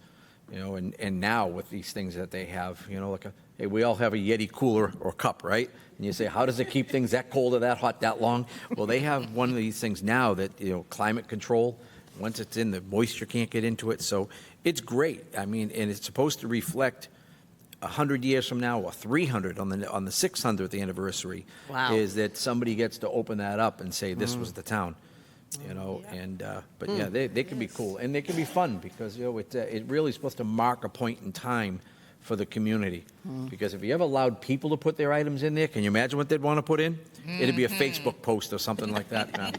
Madam Chair, No, I want the shovel of the for the new fire station. when Anyway, we did go, the John. 400th in Plymouth, they asked us, members of the legislature, to write a letter to the people that will be reading them when they open the chamber 50 years from now. So it's a 50-year time capsule. And they asked us to write a letter to the citizens of Plymouth about what advice we would give them from 50 years earlier. And then what they did is they had tickets for the date that the time capsule is being opened in 50 years. And they gave me 5 tickets to give to my 5 grandsons that I put in a safety deposit box with the letter I wrote to the town of Plymouth. So they'll open that as young men when they're in their 60s or 55, 60, 50 years from now. And the great. tickets are in the safety deposit box, and the letter is in the vault. It's in a glass casing in Town Hall with a safe. So you can see the safe inside the glass, thick, bulletproof glass casing. It's really cool. It's really a very cool thing. It's funny, since you brought up Plymouth, and Joanne already knows what I'm going to say. The gentleman that ran the parade and a lot of the historical events in Plymouth, the guy's name is Joe McStowe. Joe McStowe is Joanne's brother. Okay? Yes, I was Joe in those McStowe is the parades. one. Joe brought the Lincoln exhibit to Stoughton a few years ago, and it was the actual mold that was used and presented to Congress to show what the Lincoln Memorial was going to look like. We had it on display at our Historical Society for just about a year, and it was the greatest thing you ever see, Tom. It was one of the 5 It's crazy, yeah. that Chester French Yes. did, one of the 5, and the others are gone because Wood one fell apart and so forth. And the other comment I had from the school department that I'm really excited about is that he said the National Honor Society he will talk to, and they have to do community service. So he thinks they'll help volunteer. I would like to get a crew that will go through the town prior to the parade as it's coming and get the town excited that it's coming, it's on its way. And that would be great to have those kids to do that. I also would like to have the ball use the same National Honor Society, have them dress up, the girls in gowns or whatever, to hand you out your program and escort anybody who needs to be escorted to the tables, and do it right. And I think that's great. Very classy. And the last thing on there is the party, and we haven't confirmed that yet, whether we'll have it here or what, which is December 22nd. It's a tough time to get people together, but we'll have cake and a party of some sort to celebrate the actual anniversary of the town. Any other questions? I wish I could have done the budget, but I couldn't do it yet. We'll address the budget as time goes on. We did that with the 275th. When I ran the 275th, and Scott was on the board. Scott had a float, so maybe he'll have it in 3 years. Ooh, that would be cool. And we did that just going along, as it was getting closer, we just upped budget amounts. We did the police budget we needed, for the overtime and so forth, so I'll talk with you sometime, Joanne, about that. Yeah, that would be good. I know the police chief said she'd help me, and Matt, of course, has been wonderful as far as I walk in. In fact, they did a beautiful poster for the Stoughton Day, and Molly did it for me that says 300th, and I'd like to see if you could put it up here in the town hall, because it's 3 years, it's a nice poster. And Oh, you're going to get a lot of good stuff. I heard the banners we couldn't have, for some reason, we can't have a banner across the square. Sure we can. Oh, okay, well, whatever. I hope there'll be a Never say lot. never. Before you go, tell us more about the party. Are you leaning toward having the big party in Stoughton or outside of Stoughton, like the Wing, the Convention Center, Lambardo's, or wherever? No, the party What are at you the end, thinking? it's in the week of Christmas. It's the 22nd of December. And so we're hoping to have this room, if nothing else, and have a celebration up here in the town hall or something. I haven't got that far yet. That's the Okay. end. It's right there. That picture on the wall right now is this hall. So we could fit a lot of people in here for a dinner. Recreate that picture 300 years later. Get something big. I know that they had a Not stage. 300, but pretty in close. here. When I was a child, they had a stage, and I was in 4-H, and I was kidding her today. I said, they said, do something with food. So I said, I can make an ice cream sundae. My mother said, okay. So I got up on that stage, which was up there somewhere, and I shook that whipped cream, and it blew up and sprayed all over the judges. And people still remember me. Man, anything else I can answer? Thanks. That's a lot of information. It's great. You have a greit plan. I think there's a lot going to be going on, a real lot. We do have a calendar, and it's working at it so far. Yeah, it's only, 9 months, we've come a long way, that's true. yeah, we have. I think as We got well, a good crew. Madam Chair, through you to the town manager. Yes. We should be looking probably sooner than later at a revolving account so that people want to make donations to the 300th committee. I believe we have one already. Did we? Yeah, did we do already it? have one, yeah. Okay, I didn't remember. Pretty confident. In fact, last time we voted, I was like, I thought we had already done it before then. So Okay. so that might- Okay. All right. Good. It's worth double checking. Yeah. Okay. So if people wanted to donate, what address would they use to send it? Yeah. Town of Stoughton, 10 Pearl Street, 300th committee. Oh, okay. We're hoping, the logo is supposed to be ready this week. No donation under $1,000. Say it No again? donations under $1,000. We want $1,000 and up. $1,000 up. You make my three. Okay. Good. Thank you so very much. That was to so see you again. informative, and it sounds like it's going to be so much fun. It will be. You get to Yes. Oh, yes. Okay. Moving right along, let's go to item number 12. And item number 12 is the town manager's performance evaluation. Drum roll, please.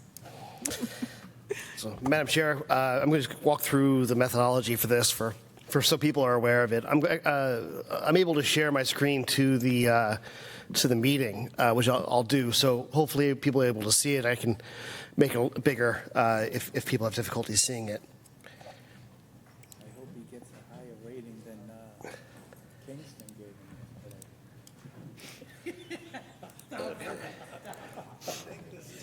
him. Okay, so hopefully we're able to see this.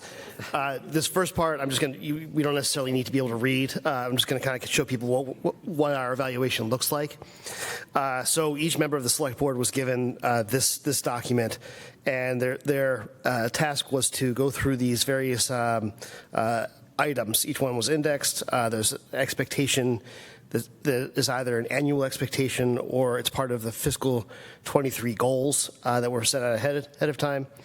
The areas of responsibility fall within one of, I think, 5 domains. We have community and intergovernmental relations. I think that might say more than that, but here we go, fiscal management, relationship with board, town meeting and the community, long-range planning, government operations, and community and intergovernmental relations.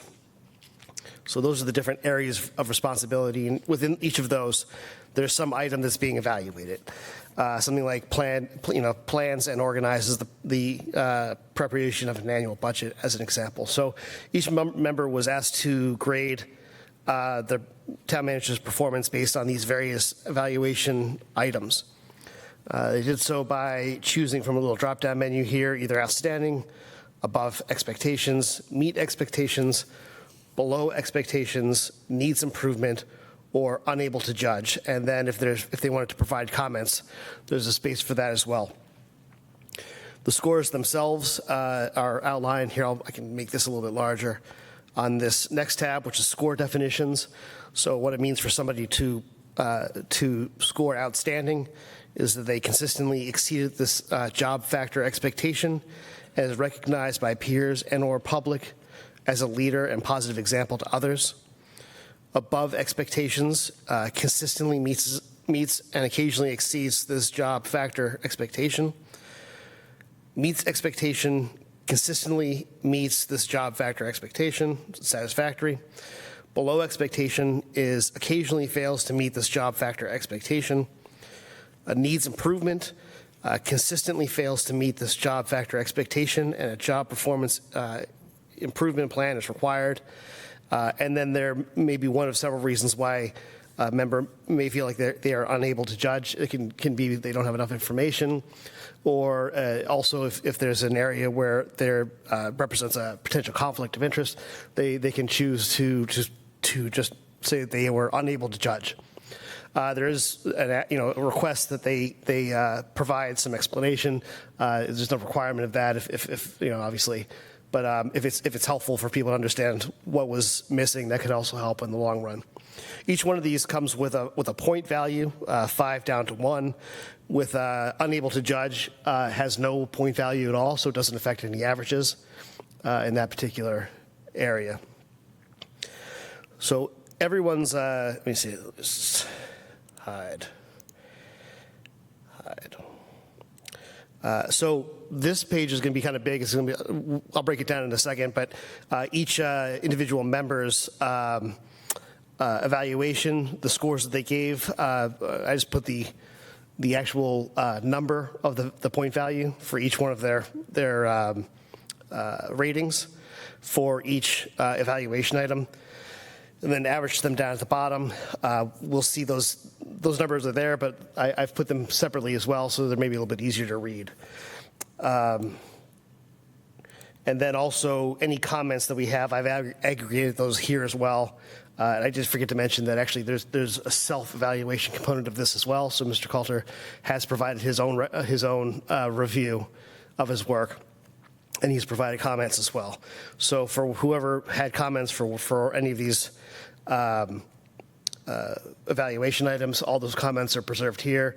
And the original documents will be available as well, but these are it's all consolidated, aggregated into one place. So as I mentioned, we have the average by reviewer. I'm just going to make this really big here. We can see that on a scale of 1 to 5, that all members, and Mr. Coulter as well, fell somewhere in between a rating of 4 and 5. So somewhere between above expectations and outstanding. The average, if you include the town manager, is 4.5. And the average of just the select board members is also 4.5. So there's a pretty strong agreement on that performance, and the distribution falls within a very narrow range. I did also break out the averages based on the evaluation items themselves. The one item I wanted to maybe highlight that may be helpful is if we filter. So as I mentioned, everything falls between 4 and 5, all of the averages. So I did pull out a couple of things that were either somewhere between 4 and 4.2. so on the lower range of the 4 to 4.2. So if these are all items that were deemed to be above expectations, but they were on the lower end of Mr. Coulter's total rating. And so I just wanted to show these because this might be some area where he wants to go from being only exceptional to to the superhuman levels that we see in some other areas. And that is document an economic development plan, organize a strategic purchasing program to save 10% from top 30 vendors, create a rolling 4-year capital plan, models sound personnel procedures and practices in oversight of human resource function, create a detailed organization structure and chart, facilitate a professional development program for finance, clerk, and HR office, ensure that an attitude and feeling of helpfulness, courtesy, and sensitivity to public perception exists in employees coming in contact with the public, research landfill solar farm history and began assessing 40K in personal property taxes, and then build and continuously improve new website. And I believe that, and I could be wrong, but I did quickly check, and I think that Mr. Coulter's own ratings were also in line with this. Now, that is perhaps the downside. I did want to also point out that there are several items where he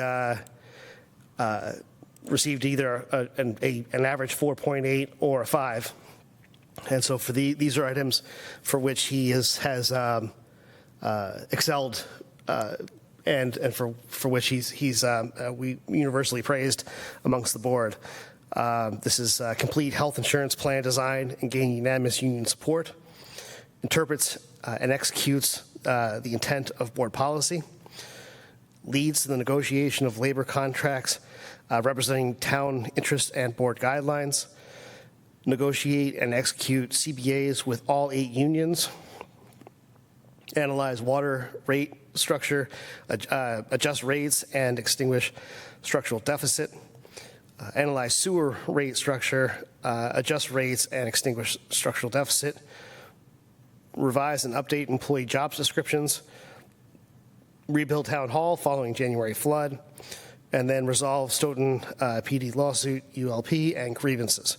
So these were all universally understood to be absolutely outstanding work for the town. I also broke out the averages based on the areas of responsibility, and the lowest is I think is this long-range planning. Though I just would like to point out that only had 2 items. I think long-range planning. Where are you? There it is. It's only these 2. So maybe the field's kind of small compared to government operations, which I think had 17 items. So perhaps the population's a bit small to really draw any conclusions. However, government operations with 17 items has an average of 4. Let me make that bigger so it's easier to see. 4.6. Relationship with the board, town meeting, and the community is 4.7. So those are definitely areas of really profound strength for the town. I did want to offer the various members an opportunity to add any additional comments. Obviously, all of their written comments are preserved here and will be provided to everybody. But I also wanted to, if anybody wanted to make public comments, and I thought it would also be appropriate to offer Mr. Coulter an opportunity to make a public comment as well. I'm going to stop sharing. Hopefully that was useful.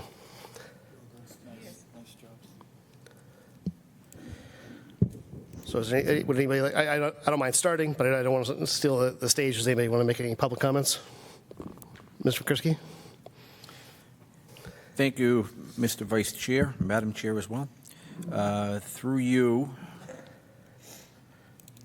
I scored differently, and I scored based on my first term as a member of the board in 1992, and my son is, a grown man. Both my boys are grown men. They weren't when I started. But it was different because I've served with every town manager except for the 2 interims that have gone through here. And looking at all of them, and I'll say I gave 5s right across the board. I'll say that publicly. Because when I started, town government was different. It was surely different in 1992. Mr. Gito can attest to that. He served on a couple boards back then with me, and as well as town meeting rep well before I was there.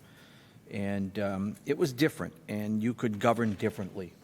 And you didn't have what you have in government now with the people that, the Facebook thing now, that everybody looks at Facebook and that's all the facts, and it really is probably 5% fact. And seeing what Tom did, and Steve will remember this, when we were on the selection committee, we had quite a few candidates to go through that day. Mr. Coulter, I believe, was number 3, Steve. And I said to Steve after the 3rd one, I just found my town manager. And you said something that I don't recall exactly, but how can you do that? And I just said experience. Because when he was a candidate, this town manager knew our needs. He had been on looking at websites. He was looking at our unfunded, our uncollected taxes, our revenue, our spending, and he knew that, and he had a plan. And unlike many candidates that interviewed, all we heard about was the things that they did at this other town, but they wanted to leave that town. And at every conversation that was taken, that Mr. Coulter made regarding this is, when I start, I will do this. After I start, I will, start this program, and he did that. Fast forward, just shy of a year, Mr. Coulter exposed 3 long-term deficits that were growing, and how people before him didn't know that, and some of our managers didn't know that, I still can never put my finger on. But not only did he expose the deficits, he found the funding source. He corrected that. Now he's got us back on, and some of us that were here when Christine Howe was on the board, I think it's just Steve and me at this point, and Christine said, and I agreed with her, she said when we were shortcutting the increases we were getting from MWRA, we weren't putting enough of the rate increase on the residents. We feel bad, and I understand, I did it myself. But as I said, someday, and Christine made the comment first, and I said, I've said that before, and I agree with it now, that we're going to end up somewhere that we don't want to be. And that came forward. And then, we had the insurance issue that popped up. And again, this is one that really filled a room full of town employees. And I can't say that I've ever seen anybody else that was there. I can't say I've ever seen such a large group of town employees show up in one location and were legitimately concerned for the future of their jobs and pay and benefits. Mr. Coulter found that out, got to the bottom of it, worked with both sides, met with school people, met with the town side, and they resolved it. We've had, and I don't have to go through everything, for the first time that I can remember, we don't have people looking to find out where their contracts are, when we're doing. We have stability with all of our labor units that are under the control, that we sign those contracts. This board, our board signs those contracts. First time we've had everybody working together. They're all happy. They've been treated well, and that goes on. I could go on and on and on, but I can say in my experience that Mr. Coulter is the best town manager, and I not knock. Everybody made their difference in the town, and everybody did a great job. But the difference between Mr. Coulter and his dedication to the job and the countless hours that he puts in, and I don't think there's anyone that hasn't gotten a call on a weekend or early morning or late at night on an issue.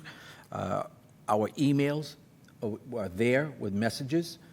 And again, look at the things that we've been able to do in the last year working with Mr. Coulter on this board. And I think that I'm pretty qualified to say that we're working better as a board as well. as a result of the leadership of Mr. Coulter being able to work with the crews here, our employees here in this building are doing work that they would never do before, and they're servicing the residents of this town, in a better manner as a result of that leadership and the style changes and people being vested. I've never seen, and I've said this before, I've never seen our employees, in the town of Stoughton ever see this town, a town manager as much as Mr. Coulter's been there. And I was at one of the meetings with the DPW over the trash, and he's empowering our employees. Our employees are working better for the people of Stoughton because they're empowered. Their boss knows what they're doing, takes an interest, and gets engaged when he needs to. So with that, you can send my check to the house. But no, Tom, Joe, I got to thank tell you. you that it's been a pleasure this year. It's been a pleasure. And, now that all these little comments are made, what do you got next for us, right? But no, thank you very much for everything you do. And I'd say, I'd go as far as the people that you've never met, but you've made a difference in their lives is what a town manager is supposed to be. You help the town grow. So if we can help you grow, we got to continue with that. So thank you. Looking forward to the next year. Thank you. Mr. Gino, any comments you'd like to make? Yes. I've said to the town manager that he's the best one that we've ever had. And yet I seem to have given him the lowest score of anybody in the group. I actually gave you some threes, which just, you did a good job. But maybe I just come from a different scoring system than anybody else. I don't think that my appreciation for your work is any different. But it certainly seems like it must be from the numbers. No, you've done an outstanding job, I think, in all the areas that Joe had mentioned, and I gave you outstanding in those areas. But I'm a realist, I guess. Maybe I'm not. You walk on water, but you sometimes have to find a rock. You haven't found any deep rocks, I wouldn't say. I wouldn't say you've found any rocks or had to. But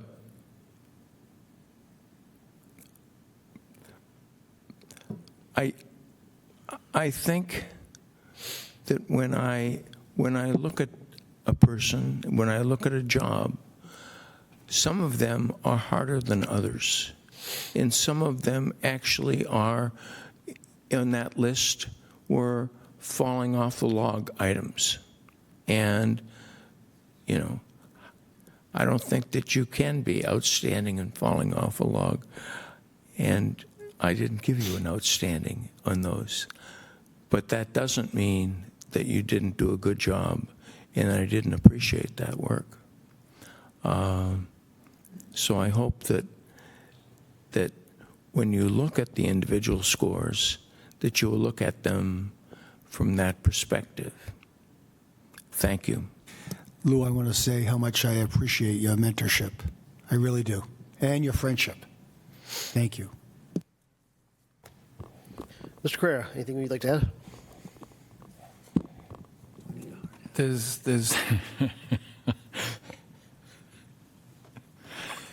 there's not much more I can add for what Joe said and what you and Joe did by scrutinizing who was the best ones to look at for a town manager.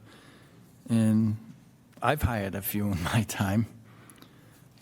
But I will say that I appreciate the job that Tom's doing. I come from a different sector than a lot of people. I was thrust into being a boss at 17 when my father almost died from cancer. But I expect different things from people and it's like, you got a job, prove to me you're going to hold it. And Tom has more than proved that. And the thing is, he's humble and he's nice about what he does. He involves us. I'm not an outsider. I'm not put in a corner. Tom talks to all of us, lets us know prior to some things that are going down, and I appreciate that. That means a lot. So that's my take. Thank you, Scott. Madam Chair, would you like to go now, or would you like me to save the best for last? I don't mind jumping in before you if you'd like. Okay, please, Vice Chair Cavey. So when hiring anybody, certainly a position like a town manager, it's a very public position. Your performance reflects on us to a large degree. So it is a stressful process to go through. As we were looking for a town manager, I think. Correct me if I'm wrong, Joe, but I think we were being told that there was sort of a shortage. Not a lot of people, the population wasn't that large of currently available town managers. So, and I think we had a similar situation in the last hiring where there just were not a lot of applicants. And so it certainly made it stressful because I wanted to do a good job. I wanted to do right by this board, and I wanted to do right by the town.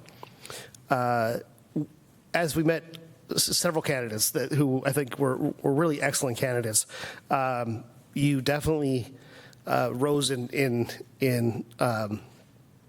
my interest, my esteem. You were the most prepared candidate I've ever seen for any job ever. You really did understand the town, a lot of the nuts and bolts of the issues we were dealing with. But even more importantly, I think you tapped into something that isn't something that can be easily taught, which is I think you understood our culture. I think you understood the people of the town, the way they think, their values. I know you hail from only one town over, so I'm sure that that's not a coincidence. That that to a large degree, I think that our community is something that you understood, and as you have worked in this town, all of the anxieties I had about trying to do the right thing dissolved. You are a tremendous leader. And I think a wonderful mentor, somebody who I care very deeply for and I want to see succeed. The areas where you seem to, in my mind, have some of the most profound influence and skills really are in the softer skills of caring about people, making decisions that are based on your humanity, on your compassion for people. And that you are able to take the skills, the sort of financial skills, the analytical skills that you've developed over a very long time, and you're able to direct those towards doing good work for people, for services, and to make people's lives better. And I'm grateful that you've done that. I'm grateful that you have been willing to take on our community as one that you wanted to work in, one that you wanted to see improve. I know that we picked you up from Kingston, so I'm grateful that they made you available. And their loss has been our profound gain, and for that I'm grateful to you and what you've done for our community. I'm looking forward to honestly the next with 5 more years. Now, I'm looking forward to as long as you are willing to serve in this community. I will be happy to work alongside you to get this important work done. And so, the grading itself, I think these were all noble and important areas in which we can try to quantify your performance, and I think that when you lay it all out, I think you'll probably be able to see some patterns that might help direct you in the coming years. But I think for me, the big takeaway is really that your influence on our success has been profound, and that as a community, we're grateful for it. Thank you very much. Thank you, Stephen.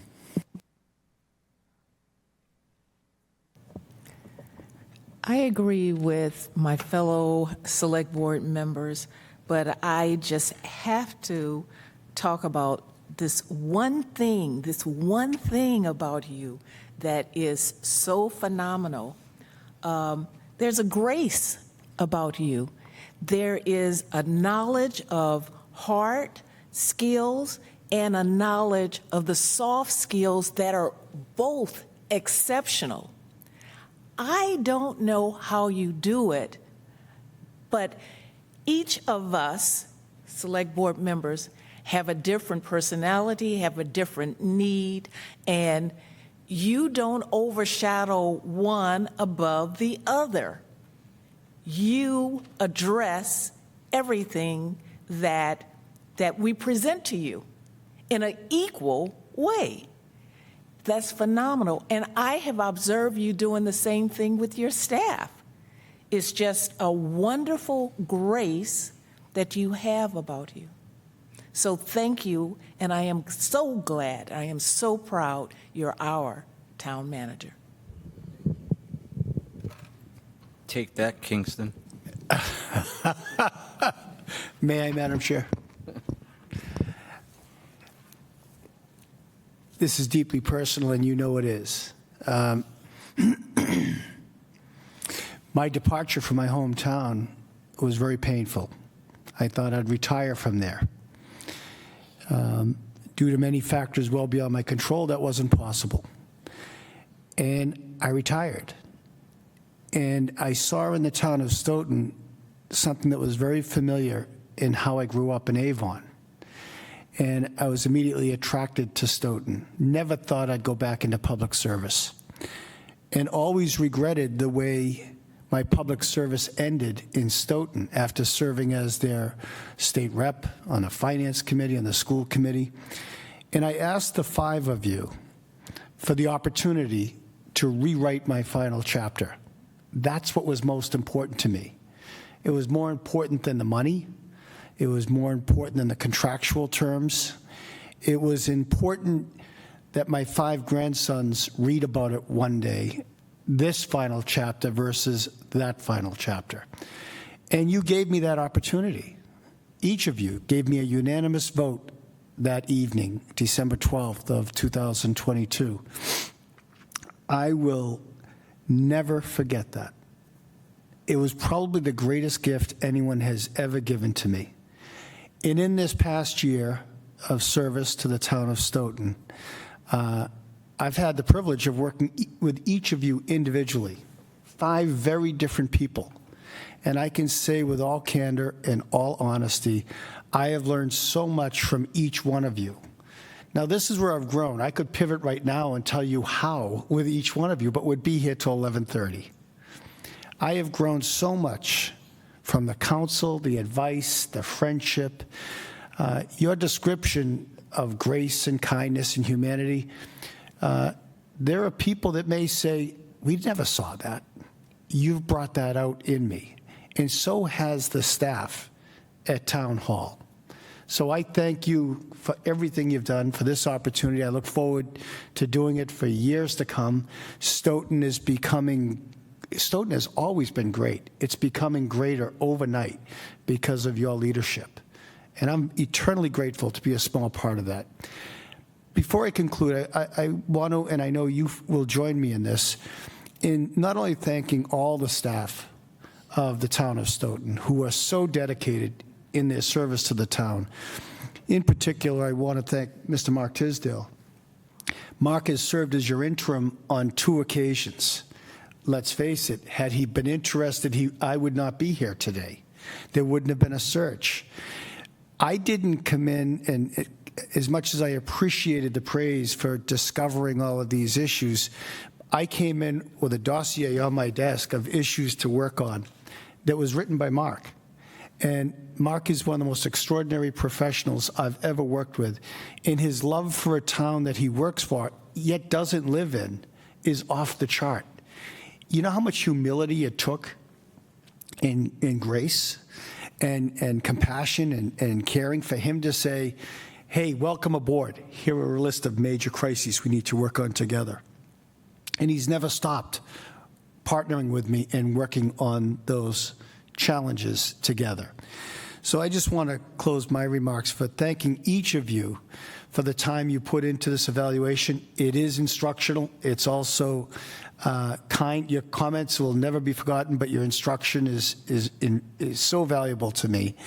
And I look forward to a second year where we don't have crises to solve, but we can continue to build a culture now that is productive, is fun, is a model for towns throughout the South Shore.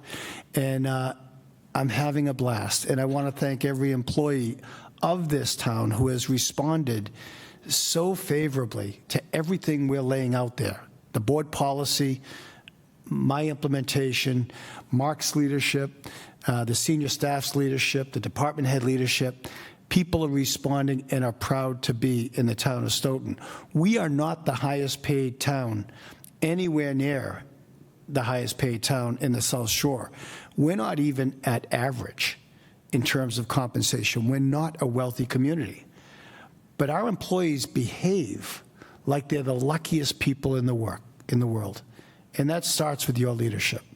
So I want to thank you for your work in this evaluation. I want to thank you for your leadership. I particularly want to thank Reggie and Gilda, who get me through every single day. Without them, I wouldn't know how to do anything. And the staff we have, the department heads we have. Robin Grimm told me when she briefed me before this job, the strength of the town is the leadership of the board and the extraordinary expertise and dedication you have at the department head level. She couldn't have been more accurate than she was in that. So it's been a great pleasure. I hope to do this for years to come, and I will always look for your guidance and your direction and your coaching. So thank you so much.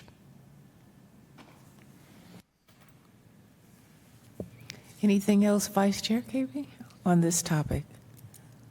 Is that going to be posted online or? Certainly hope so. I know it's going to be posted in Kingston.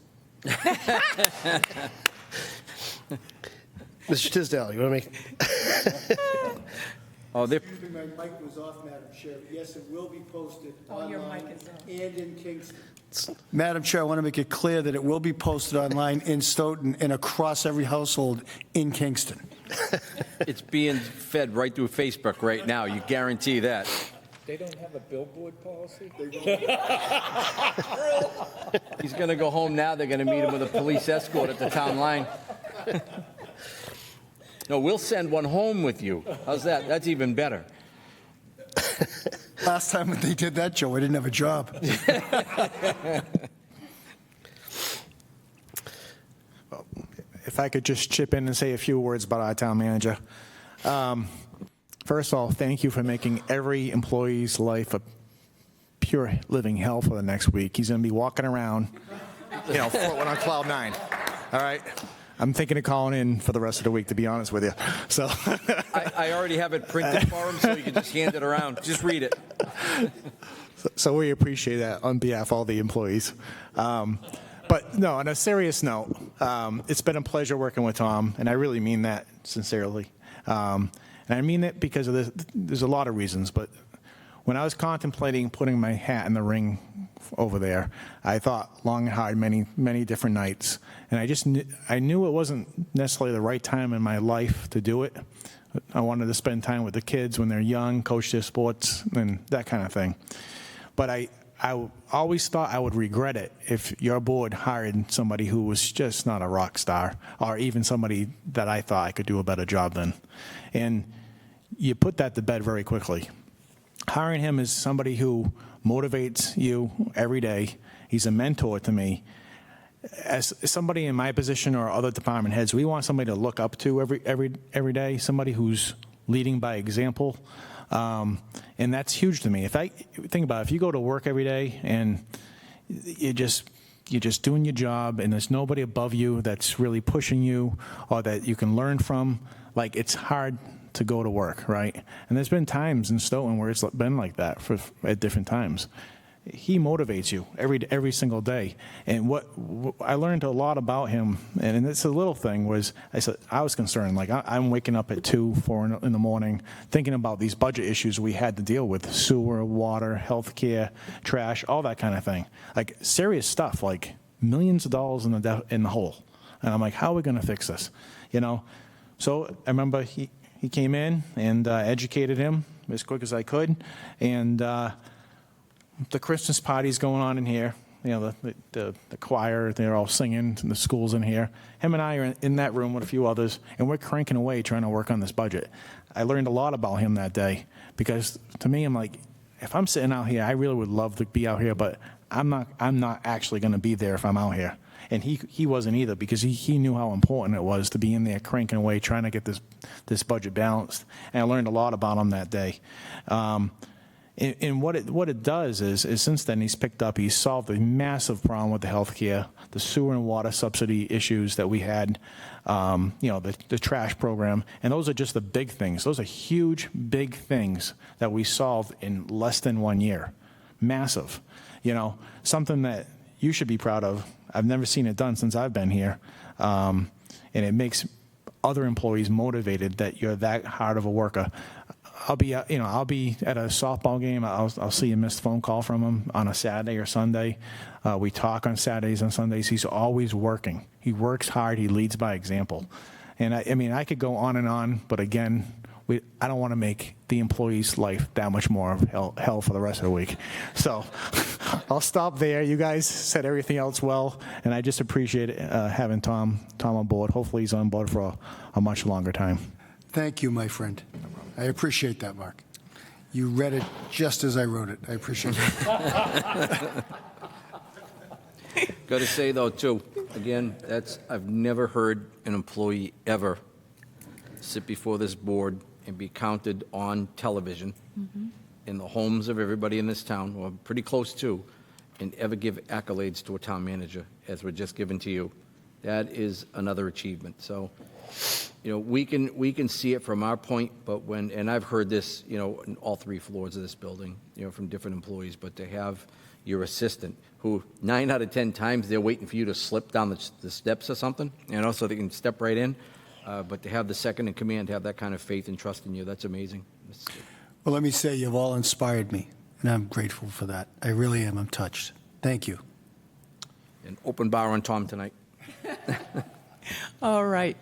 With that, are we, Vice Chair Cavey, are we ready to go to the next agenda item? Yeah, that's it. I will disseminate this information out to everybody. As I mentioned, I'm going to provide the summary that I just showed you, where it's entirely self-contained. You don't need anything else. But I'll also provide you with all of the documents that individuals sent me, just so if you wanted to just verify that the things I put in the summary are in fact what the people put in there, you'll be able to do that. So you'll have all those documents. I'll send those out tomorrow morning. Of course, yeah. It might be a little bit small because it's sort of designed, but I'll deliver 3 of them. Maybe we'll just send it over to engineering and get one of those huge, poster size. That I can handle. Reggie was on there. I think she was concerned I wouldn't be in the morning. Okay, and we'll move right along to our final agenda item. That's the Old Colony Metropolitan Planning Organization is looking for a member nomination. And what they said in the letter was that the Old Colony Planning Council is seeking an elected official from a community with a population more than 15,000 to serve as a signatory member on the Old Colony Metropolitan Planning Organization. Of the 15,000 we're in that pool with is Abington, Bridgewater, Duxbury, Easton, Pembroke, Stoughton, and Whitman. Currently, the representative for that pool is from Whitman, and that's what I heard. So if we do care to nominate, or if someone wants to volunteer to be nominated, you would actually be put on a ballot, and then then the voting starts. So you may or may not get that slot. But is anyone interested in being on the Madam Old Chair, Colony? I don't want to volunteer anybody else, but if I'm not mistaken, Mr. Gito, you've worked with this organization in the past. You're not interested this year? Mr. Gito, and I'm not trying to be funny, through you, Madam Chair. If you do apply, I'd be happy to spread the word and be your campaign manager. You're not interested? Okay.